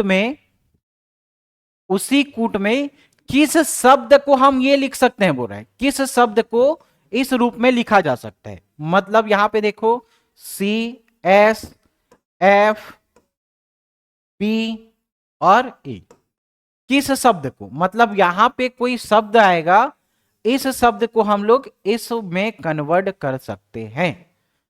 क्वेश्चन समझे क्या, अलर्ट को ये लिखा जा सकता है तो किस शब्द को अपन ये लिखेंगे। भाई यहां पे जो लेटर आएगा उसका सबका एक एक प्लस किए हैं ये, है ना, सबका एक एक प्लस किए हैं, तो यहां से क्या करो इसका एक एक माइनस कर दो, क्या आएगा, सी के पहले बी, एस के पहले आर, एफ के पहले ई, बी के पहले ए, और ई के पहले डी। ठीक है, ये वाला कौन से ऑप्शन में है, देखो BRE, BRD ये नहीं होगा, BRE, AD है वहां पे, यहां पे DA है, ये भी गलत हो जाएगा, BREAD। ठीक है, ये वाला क्वेश्चन का आंसर क्या हो जाएगा, ऑप्शन नंबर सी हो जाएगा। ठीक है, कैसे आया ये समझ में आया है क्या, किस शब्द को हम लोग इसमें लिख सकते हैं बोला हुआ है, डायरेक्ट आप लोग इसको लिख करके सीधा अलग मत बनाने लग जाना, है ना, तो वो गलत हो जाएगा। ये क्या होगा, सही होगा। ये देखो 26 नंबर का, पोस्टर का कुट ये लिखा हुआ है, तो डोमिनो का कुट क्या लिखा होगा। थोड़ा क्वेश्चन घुमाया हुआ वाला है, ऐसा क्वेश्चन अक्सर व्यापम पूछता है। तो सबसे पहले ये वो क्या कर रहा है, देखो यहां पे सबसे पहले ये क्या कर रहा है, पहले पलटा हुआ है ना, जो यहां पे दिया हुआ है उसको पहले ये क्या कर रहा है, पलट के लिख रहा है। ठीक है, पहले ये क्या कर रहा है, पलट के लिख रहा है। कहने का क्या मतलब है, ये देखो पोस्टर है ना, POSTER, इसको पलट रहे मतलब ये देखो ये आर वाला सामने आ रहा है,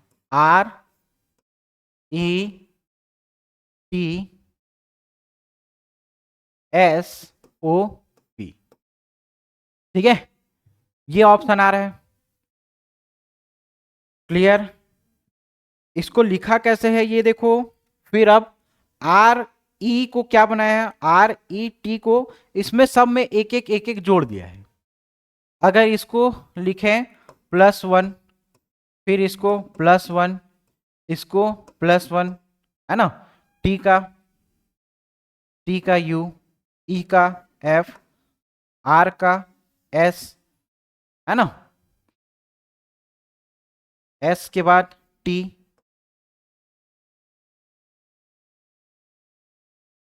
O का P, P का Q,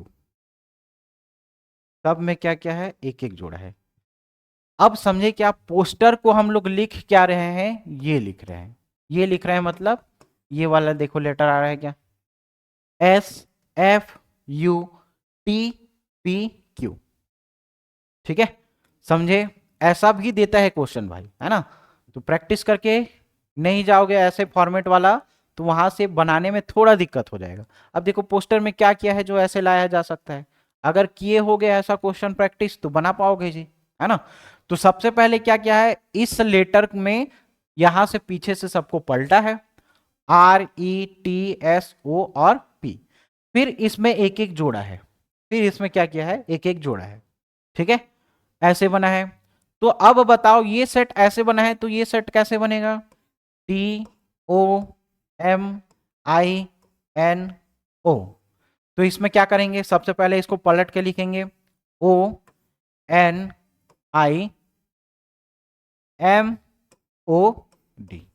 ऐसा कुछ होगा क्या।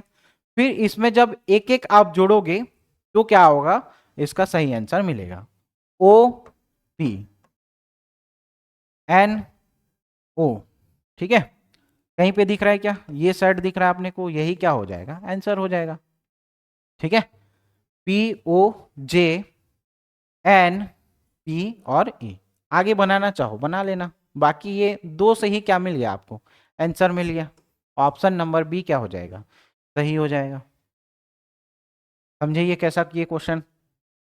ठीक है, ऑप्शन नंबर बी क्या हो जाएगा, इसका सही आंसर होगा। अगला देखो 27 नंबर का क्वेश्चन,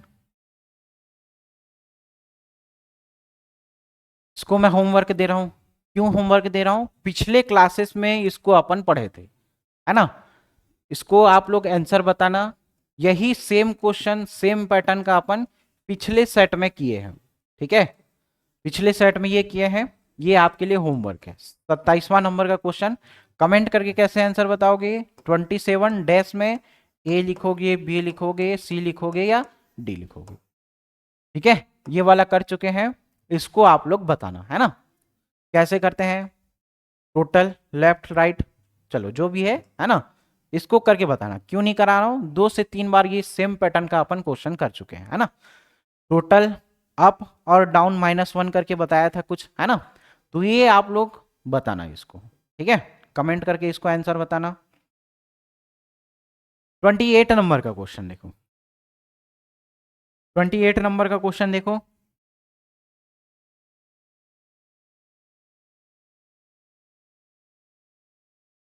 ट्वेंटी एट नंबर का क्वेश्चन देखो क्या बोल रहा है, राम श्याम से लंबा है, और श्याम मोहन से छोटा है। राम श्याम से लंबा है, राम श्याम से लंबा है। राम किससे लंबा दिख रहा है जी? श्याम से लंबा दिख रहा है। और श्याम मोहन से छोटा है, और श्याम जो है मोहन से छोटा है, मतलब मोहन बड़ा है श्याम से। समझे क्या? राम श्याम से लंबा है, पहला तो समझ में आ गया। और श्याम मोहन से छोटा है, मोहन बड़ा है मोहन से छोटा है। हरीश अमर से लंबा है। हरीश किससे दिख रहा है जी? अमर से लंबा दिख रहा है। परंतु श्याम से छोटा है। कौन? हरीश। परंतु श्याम छोटा है, श्याम से छोटा है, मतलब श्याम इसमें क्या हो जाएगा? बड़ा दिख रहा है। किससे? हरीश से। यदि राम मोहन से लंबा है, राम मोहन से लंबा तो दिख रहा है यहां पे, है ना? तो सबसे पहले देखो, सबको अपन क्रम से जमाते हैं। सबसे पहले कौन आएगा जी? राम। क्यों? राम मोहन से लंबा है, राम मोहन से लंबा है। और मोहन देखो किससे लंबा है? श्याम से। श्याम के बाद कौन आ रहा है? हरीश। और हरीश के बाद कौन आ रहा है? अमर। ये पूरा लंबाई का क्रम हो गया।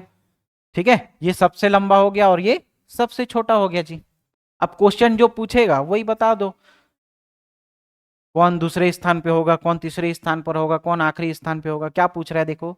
तो इनमें किसकी लंबाई सबसे कम होगी? सबसे लंबाई कम किसकी होगी? इसकी होगी, अमर की। सबसे ज्यादा लंबाई किसका होगा? राम का होगा। तो यहां पे क्या बोल रहा है? सबसे कम लंबाई किसकी होगी? अमर की। कौन से ऑप्शन में है? ऑप्शन नंबर सी में। कौन से ऑप्शन में है? ऑप्शन नंबर सी में। अमर की लंबाई क्या है? सबसे अधिक है। ठीक है, समझे?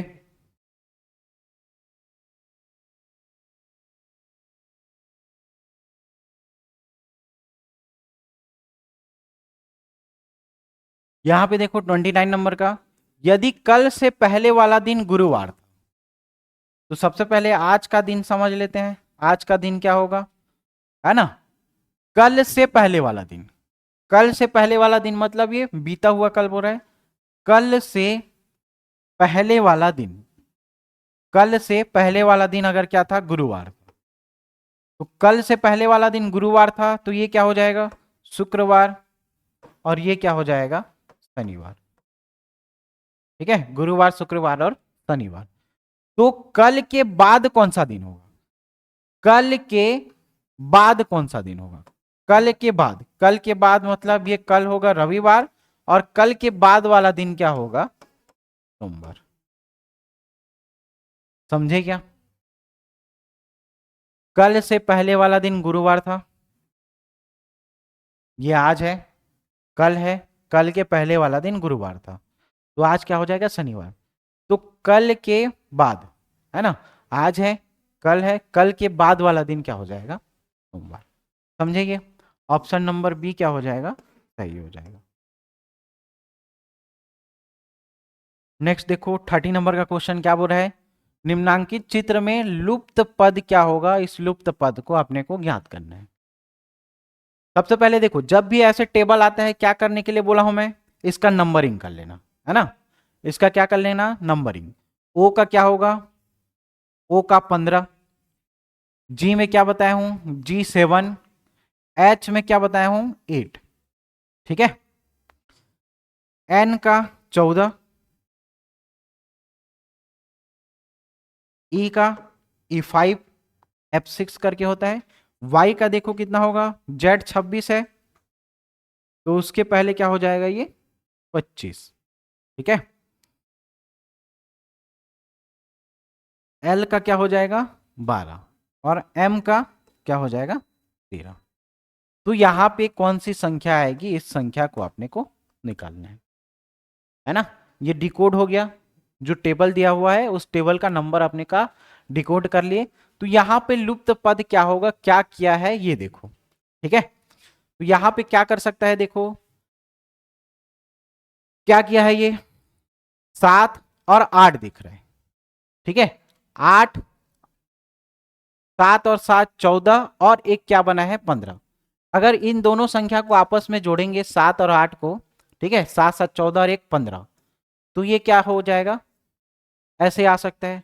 क्या ये फॉर्मेट में सही किया है क्या? यहाँ पे देखो 12 12 24 और एक 25, तो यहाँ पे ये भी जम गया है, ठीक है।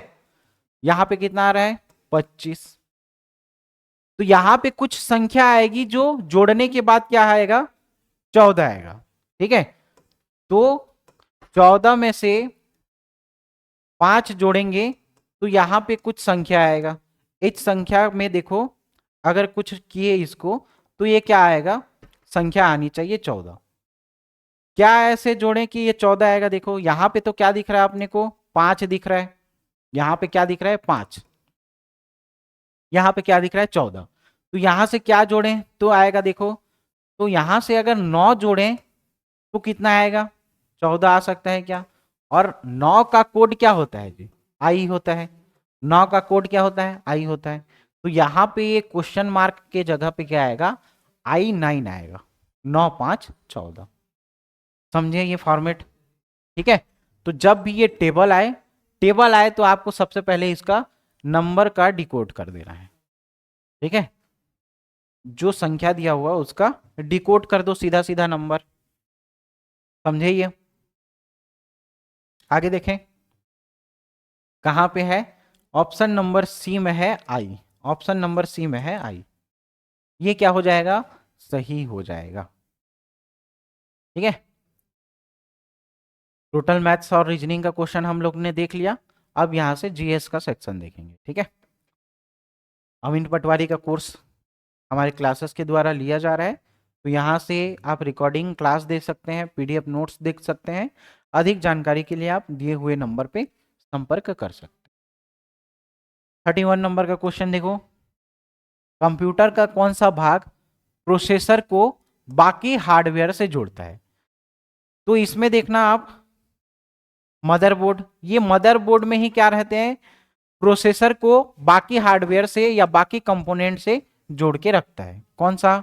ऑप्शन नंबर ए मदरबोर्ड, ठीक है। 31 का क्या हो जाएगा, option number A motherboard computer का जो प्रोसेसर है उसको बाकी हार्डवेयर से जोड़ने का काम करता है ना। कौन सा होगा, ऑप्शन नंबर ए मदरबोर्ड। निम्नलिखित में से कौन यूजर को कंप्यूटर से इंटरेक्ट करता है? देखो ये क्वेश्चन देखो, कल के शायद ये अनुरेखक वाला जो क्वेश्चन पेपर था कल या परसों, उसमें ये क्वेश्चन आया हुआ है, ठीक है। निम्नलिखित में कौन यूजर को कंप्यूटर से इंटरेक्ट करता है? तो graphical user interface, graphical user interface, ठीक है। ऑप्शन नंबर ए ये क्वेश्चन आया हुआ है भाई, ग्राफिकल यूजर इंटरफेस। 33 नंबर का देखो, किसी भी प्रकार का कोई भी कंप्यूटर खाली स्थान के द्वारा नियंत्रित होता है, तो किसके द्वारा? जो प्रोग्राम्ड इंस्ट्रक्शन है, जैसे इसको इंस्ट्रक्शन दोगे वही क्या करेगा, उसके आधार पे आपको आउटपुट देगा। जैसे इनपुट दोगे वही क्या देगा, वो आउटपुट देगा। मतलब वो क्या करेगा, प्रोसेस करेगा प्रोग्राम को, जो दिए हुए फंक्शन है उसको प्रोग्राम को वो क्या करेगा, प्रोसेस करेगा, उसके बाद आपको वो आउटपुट देगा। मतलब कंप्यूटर को नियंत्रित करने का कार्य किसके द्वारा किया जा रहा है, यहां पे जो प्रोग्राम्ड हो रहा है इंस्ट्रक्शन वही क्या करेगा, कंप्यूटर को नियंत्रित करने का कार्य करेगा। बूटिंग मतलब समझते हो ना, कोल्ड बूटिंग और वार्म बूटिंग, है ना। बूट सेक्टर वायरस के बारे में भी आप लोगों ने सुना होगा। 34 नंबर का देखो, निम्न में से कौन सा कंप्यूटर सिस्टम का प्रोसेसर नहीं है? कौन सा कंप्यूटर सिस्टम का प्रोसेसर नहीं है? तो कौन सा कंप्यूटर सिस्टम का प्रोसेसर नहीं है? तो यहां पे देखो ऑप्शन में क्या क्या दिया हुआ है। पहला ऑप्शन देखो इंटेल, दूसरा दिया है 8086 और तीसरा दिया है मैकिन्टोश OSS। प्रोसेसर नहीं है बोल रहे हैं, ये क्या है, ऑपरेटिंग सिस्टम सॉफ्टवेयर है। ये क्या है, ऑपरेटिंग सिस्टम सॉफ्टवेयर। तो यही क्या होगा जी, प्रोसेसर नहीं होगा। ये तो क्या दिख रहा है, ऑपरेटिंग सिस्टम सॉफ्टवेयर दिख रहा है आपको, ठीक है। ऑप्शन नंबर सी क्या हो जाएगा, कंप्यूटर सिस्टम का प्रोसेसर नहीं होगा, है ना। 35 देखो, निम्नलिखित में से कौन सी एक कंप्यूटर की मुख्य क्रिया नहीं है। तो कौन सी नहीं है, तो इसके 4 चरण होते हैं, याद रखना, है ना। एक क्या होगा, इनपुट दिया जाएगा, इनपुट देने के बाद ये क्या करेगा, इसको प्रोसेस करेगा, प्रोसेस करने के बाद ये क्या करेगा, आउटपुट, ठीक है। और ये जो आवश्यक डाटा है उस आवश्यक डाटा को स्टोर भी करके रखेगा, ठीक है। की फ्रेज नाम सुने होंगे, है ना। तो उसके द्वारा डाटा को ये क्या करेगा, स्टोर करके भी रखेगा। तो ये 4 चरण होते हैं। तो कंप्यूटर की मुख्य क्रिया कौन सी नहीं होगी, प्रोसेसिंग, प्रोसेस दिख रहा है क्या, हाँ। डाटा संग्रहण, स्टोर दिख रहा है क्या, ये भी दिख रहा है। डाटा का विश्लेषण, एनालाइज नहीं करेगा ये, जैसे आप इनपुट दोगे उसी के आधार पे वो आपको क्या देगा, आउटपुट देगा, ठीक है। ऑप्शन नंबर सी क्या हो जाएगा, गलत हो जाएगा। कौन सी मुख्य क्रिया नहीं है, ऑप्शन नंबर सी, डाटा का विश्लेषण करना, ठीक है। अनुराग का विलोम शब्द क्या हो जाएगा जी, अनुराग का विलोम क्या हो जाएगा, तो अनुराग में याद रखना ये विराग, अनुराग में विराग, ठीक है। रिपु का पर्यायवाची शब्द कौन सा है, ठीक है। तो रिपु का पर्यायवाची शब्द देखोगे आप तो अरि, शत्रु, रिपु, ये सब क्या होता है, उसके पर्यायवाची शब्द होते हैं, है ना। तो अरि, अरि रिपु का पर्यायवाची शब्द क्या हो जाएगा, अरि। ऑप्शन नंबर सी सही होगा। प किस प्रकार का व्यंजन है, तो यहां पे पूरा आप जब 25 स्पर्श व्यंजन देखते हो, है ना, उसमें से पहला क वर्ग, च वर्ग, ट वर्ग, है ना, प वर्ग, ये सब देखते हो। प कौन सा है, प ओष्ठ का है, प ओष्ठ का है। और यहाँ पे त वर्ग छूटा है ना, त वर्ग। और ये पावर, प वर्ग देखो कहां से निकल रहा है जी, ओष्ठ से निकल रहा है क्या, ठीक है, ओष्ठ से निकल रहा है। और ये किसमें, टोटल 25 क्या है, स्पर्श व्यंजन है। कैसे व्यंजन है, स्पर्श व्यंजन। 4 संघर्षी, है ना, स स स ह स करके देखोगे, य र ल व अंतस्थ व्यंजन, है ना। तो ये 4 कुछ क्राइटेरिया अलग अलग बटे होंगे। तो यहां पे देखो 25 स्पर्श व्यंजन के अंतर्गत जो पहले वर्ग हैं उन्हीं के आधार पे यहां पे नाम दिया जाता है, ठीक। तो प वर्ग देखो, प किस प्रकार का व्यंजन है, तो इस ऑप्शन के आधार पे आप क्या देखोगे, स्पर्श व्यंजन किसमें आता, तो ये क्या बोलोगे, ओष्ठ में आता, ठीक है। क्लियर, ये समझे, ठीक। तो कौन सा सही हो जाएगा, ऑप्शन नंबर ए, स्पर्श व्यंजन सही होगा। प किस प्रकार का व्यंजन है, स्पर्श व्यंजन सही होगा, है ना। फिर नेक्स्ट देखो 39 नंबर का क्वेश्चन, व्याकरण की दृष्टि से प्रेम शब्द क्या है। तो प्रेम शब्द क्या है जी, जैसे आप संज्ञा सर्वनाम पढ़े हो कि भाववाचक संज्ञा के बारे में, है ना, प्रेम, अनुराग, विराग, है ना, गुस्सा। तो ये सब क्या है, एक प्रकार का भावार्थ दे रहा है किसी भी पर्टिकुलर चीज का। तो यहाँ पे क्या हो जाएगा, ये संज्ञा तो होगा लेकिन कैसा संज्ञा होगा, भाववाचक संज्ञा होगा। प्रेम, घृणा, है ना, तो ये सब क्या हो जाएगा, एक प्रकार का भाववाचक संज्ञा हो जाएगा, ठीक। ऊ किस प्रकार का स्वर है जी, तो ऊ किस प्रकार का स्वर है, ये स्वर वाला टेबल भी बताया था मैं, याद करो कौन सा होगा, पश्च स्वर, ठीक है। ऊ किस प्रकार का स्वर है, पश्च स्वर। अ बिल्कुल मध्य वाला था, मध्य स्वर, है ना। 41 देखो, प्रथम पंचवर्षीय योजना कब प्रारंभ हुई थी।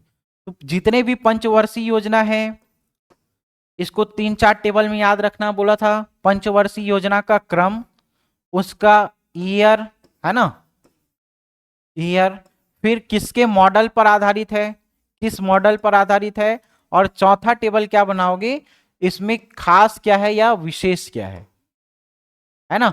कोई जैसे उद्योग पर, भारी उद्योग पर बढ़ावा देने की बात करेगा, ठीक है, कोई कृषि पर विशेष जोर देगा, ठीक। तो ये पंचवर्षीय योजना की कुछ खास बातें होती है, विशेष बातें होती हैं, उसको भी याद रखे रहना, ठीक है। तो प्रथम पंचवर्षीय योजना प्रथम से, जब देश आजाद हुआ, है ना, 47, ठीक। तो 47 से आप सीधा 47 मत कर देना, प्रथम से प्रथम, प्रथम से प्रथम मतलब देखो प्रथम दिख रहा है क्या, एक, तो 1951, प्रथम से दिख रहा है एक, एक से याद रखना 1951। प्रथम पंचवर्षीय योजना कब से चालू हुआ है, तो 1951 से। प्रथम से याद रखना एक, एक से याद रखना 1951। 1951 में प्रथम पंचवर्षीय योजना प्रारंभ हुई है, ठीक है।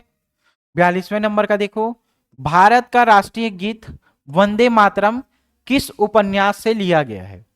भारत का राष्ट्रीय गीत वंदे मातरम किस उपन्यास से लिया गया है।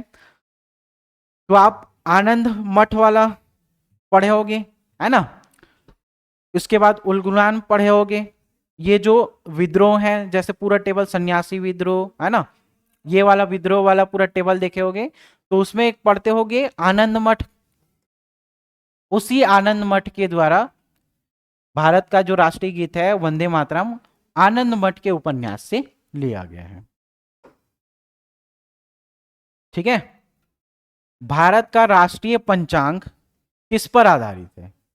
तो ग्रेगियन कैलेंडर पहला देखो, दूसरा क्या बोल रहा है, विक्रम संवत, तीसरा है शक संवत, है ना, और चौथा है इनमें से कोई नहीं। तो शक संवत 78, इसी के आधार पे भारतीय पंचांग आधारित है भाई, ठीक है। किस पर आधारित है, शक संवत पर। 44 नंबर का देखो, दीन ए इलाही धर्म, देखो दीन ए इलाही धर्म किसके द्वारा चलाया गया था। अकबर के बारे में आप पूरा जो घटनाक्रम है वो याद रखते हो, है ना, तीर्थ यात्रा गया था और तीर्थ यात्रा पर जो कर था उसको समाप्त किया था, मजहर की घोषणा की थी और उसी मजहर में सबको प्रवेश देने का कार्य किया था, ये 78 के आसपास पढ़ते हो गए, है ना। फिर इसने दीन ए इलाही धर्म निकाला और इसको क्या किया, दीन ए इलाही के लिए एक अलग से इलाही संवत भी जारी किया था, और ये दीन ए इलाही धर्म को धारण करने वाला पहला इसका जो था वो कौन था, अकबर के साथ हमेशा किसको याद रखते हो, बिरबल को, है ना, क्लियर। तो ये पूरा सीक्वेंस आप दीन ए इलाही के संबंध में याद रखना, दीन ए इलाही किसके द्वारा लाया गया था, मजहर की घोषणा किसके द्वारा की गई थी, इलाही संवत किसके द्वारा चलाया गया था, फतेहपुर सीकरी, बुलंद दरवाजा, ये सब आप ऐसा ऐसा फैक्ट है जिसको आप लोग याद रखोगे ही रखोगे, क्योंकि ये डायरेक्ट क्वेश्चन कभी भी वन लाइनर के फॉर्म में पूछ देता है, ठीक है। तो इसका सही जवाब क्या हो जाएगा, अकबर हो जाएगा भाई, ठीक है। दीन ए इलाही धर्म चलाना चाहता था कौन, अकबर। भारत छोड़ो आंदोलन की शुरुआत कहां से हुई थी। तो ग्वालियर टैंक नाम सुने होंगे, है ना, अगस्त के आसपास ग्वालियर टैंक में। फिर यहाँ आप छत्तीसगढ़ के घटनाक्रम में भी पढ़ते हो कि जहां से वहां भारत छोड़ो आंदोलन की शुरुआत हो गई थी, वहां से हर जो नेता गए हुए थे विभिन्न क्षेत्रों से, तो वो नेता अपने क्षेत्र में लौट करके क्या करेंगे, भारत छोड़ो आंदोलन को अपने अपने राज्यों में बढ़ावा देंगे, मतलब उसको चलाएंगे। तो वहां देखो आप मलकानगिरी की घटना पढ़ते होगे छत्तीसगढ़ में, वहां पे जितने भी प्रसिद्ध नेता हैं छत्तीसगढ़ के, उनको क्या कर लिया जाता था, गिरफ्तार कर लिया जाता, ठीक है। तो ये कहां पे शुरू हुआ था जी, तो ये मुंबई से शुरू हुआ था, ऑप्शन नंबर सी। भारत छोड़ो आंदोलन की शुरुआत कहां से हुई, मुंबई से। 46 देखो, कंवर लोग निम्नलिखित में से किस देवता की पूजा करते हैं। कंवर लोग किस देवता की पूजा करेंगे, तो कंवर लोग याद रखना शिकार देव, है ना, इनके जो देवता है शिकार देव, उनकी क्या करेंगे, पूजा करते हैं। सोना खान के शहीद वीर नारायण सिंह को प्रथम बार कब गिरफ्तार कर जेल में डाला गया, ठीक है, गिरफ्तार करके कुछ दिनों तक रखे थे, फिर इनको 8 महीने तक, है ना, 8 महीने तक रखने के बाद ये क्या करेंगे, भागने की योजना बनाएंगे। फिर जब ये भाग करके जाएंगे तो स्मिथ को पता चलेगा, है ना, तो इनको फिर गिरफ्तार कर लिया जाएगा। गिरफ्तार करने के बाद 10 दिसंबर के आसपास इनको फांसी दे दी जाती है ना। तो पहली गिरफ्तारी कब हुई थी इनका, तो याद रखना दिसंबर के आसपास 1956 में, है ना, दिसंबर 1956, सॉरी 1856, ठीक है, दिसंबर 1856 में। 1857 में क्रांति के प्रथम शहीद कौन कहलाते हैं? तो शहीद वीर नारायण सिंह। ये 2-3 फैक्ट है जो आता ही आता है ना, मेंस में तो स्पेशली लिखने के लिए आता है। माखनलाल बनिया के गोदाउन पे इन्होंने क्या किया,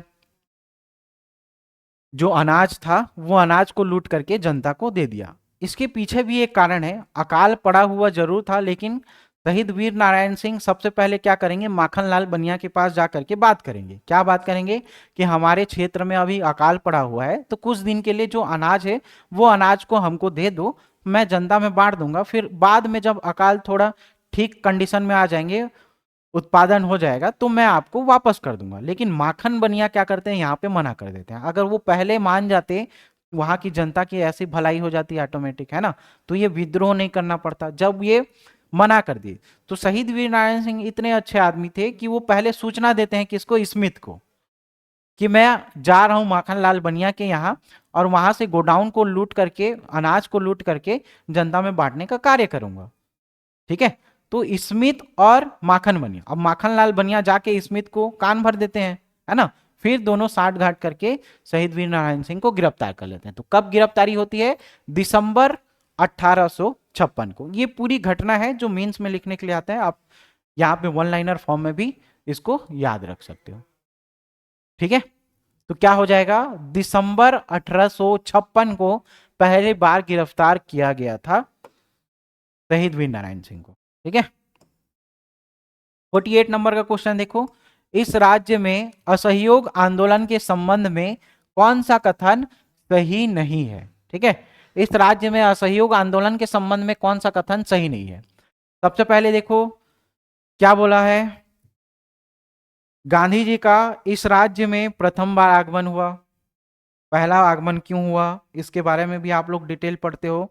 पंडित सुंदरलाल शर्मा चाह रहे थे कि जो कंडेल ग्राम है वहां पे कुछ जुर्माना लगा हुआ था, है ना, तो वहां पे लगे जुर्माने को छत्तीसगढ़ को राष्ट्रीय स्तर पे इस मुद्दे को उठाने के लिए वो गांधी जी के पास मिलने के लिए गए थे। ठीक है, तो यहाँ पे देखो गांधी जी का इस राज्य में पहली बार आगमन असहयोग आंदोलन के संबंध में हुआ था।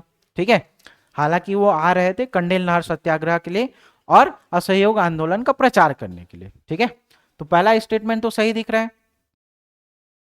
दूसरा देखो, 1923 में नागपुर में हुए झंडा सत्याग्रह में भाग लिया। ठीक है, कौन सा सही नहीं है, 1923 में नागपुर में हुए झंडा सत्याग्रह में, झंडा सत्याग्रह में भाग लिया। तो झंडा सत्याग्रह तो ये 1923 की घटना है ना, तो 1923 की घटना है, तो यहां पे इस राज्य से संबंधित नहीं है, ये इस राज्य से संबंधित नहीं है। ठीक है, 1921 में रायपुर में खादी प्रदर्शन का आयोजन किया गया। ठीक है, क्लियर, और नगरी सिहावा के आदिवासियों ने आंदोलन किया। नगरी सिहावा के आदिवासियों ने क्या किया था, आंदोलन किया था। ठीक है, नगरी सिहावा के आदिवासियों ने आंदोलन किया था। कौन सा सही नहीं है बोल रहा है, यहां पे देखो ये सही है आना चाहिए, है ना, ये सब अलग अलग घटना है, असहयोग आंदोलन के समय ही है, लेकिन ये सब बाद में घटित हुआ है। ठीक है, कौन सा सही है, तो पहली बार क्या हुआ था, गांधी जी का इस राज्य में आगमन हुआ था। कौन सा सही है, ऑप्शन नंबर ए सही होगा। ठीक है, कौन सा सही है, ऑप्शन नंबर ए सही होगा। 49 में देखो थोड़ा प्रिंट मिस्टेक हो गया, उसको सुधार के मैं ग्रुप में डलवा दूंगा। ठीक है, छत्तीसगढ़ की, अब उसके बारे में सीधा कमेंट मत कर देना, है ना, उसका पहला क्या होगा, सही है पूछ रहा है, ऑप्शन नंबर ए सही होगा। छत्तीसगढ़ की प्रथम रंगीन फिल्म कौन सी है, तो छत्तीसगढ़ की प्रथम रंगीन फिल्म कही देवे संदेश, मनु नायक जी इसके क्या थे, डायरेक्टर थे। ठीक है, तो पहला रंगीन फिल्म कौन सा होगा, कही देवे संदेश, मनु नायक निर्देशक। 49 का ऑप्शन नंबर बी। छत्तीसगढ़ के एक ऐसे नेता का नाम बताइए जो स्वराज दल का प्रमुख कार्यकर्ता था। एक ऐसा नेता का नाम बताना है जो स्वराज दल का क्या था, स्वराज दल का प्रमुख कार्यकर्ता था। तो यहां पे याद रखना प्यारेलाल गुप्त। ठीक है, प्यारेलाल गुप्त जी क्या थे? स्वराज दल के प्रमुख कार्यकर्ता थे। कार्यकर्ता बोल रहे हैं, ना कि यहाँ पे जो हेड या यहाँ पे जो नेतृत्व करते उसकी बात करता। नेतृत्वकर्ता के बारे में याद रखना ई राघवेंद्र राव। क्वेश्चन में थोड़ा सा डिफरेंस हो जाएगा तो इसका ऑप्शन चेंज हो जाएगा, है ना।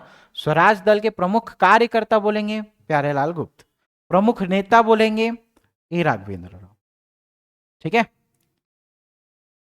ओके। तो ये 50 क्वेश्चन का सेट था। मिलते हैं अगली कक्षा में। थैंक यू, धन्यवाद।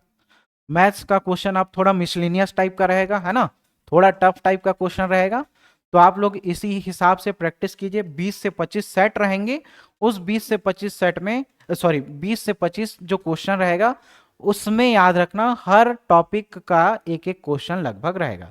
जैसे परसेंटेज हो गया, प्रॉफिट लॉस हो गया, टाइम एंड वर्क हो गया, है ना, SI CI, area, volume, geometry, तो इन सब से एक एक दो दो क्वेश्चन रहेगा। अब ये मिसलिनियस टाइप का सेट बनाएंगे, ठीक है। तो ऐसे ही आप प्रैक्टिस कीजिए। मिलते हैं अगले कक्षा में। थैंक यू, धन्यवाद।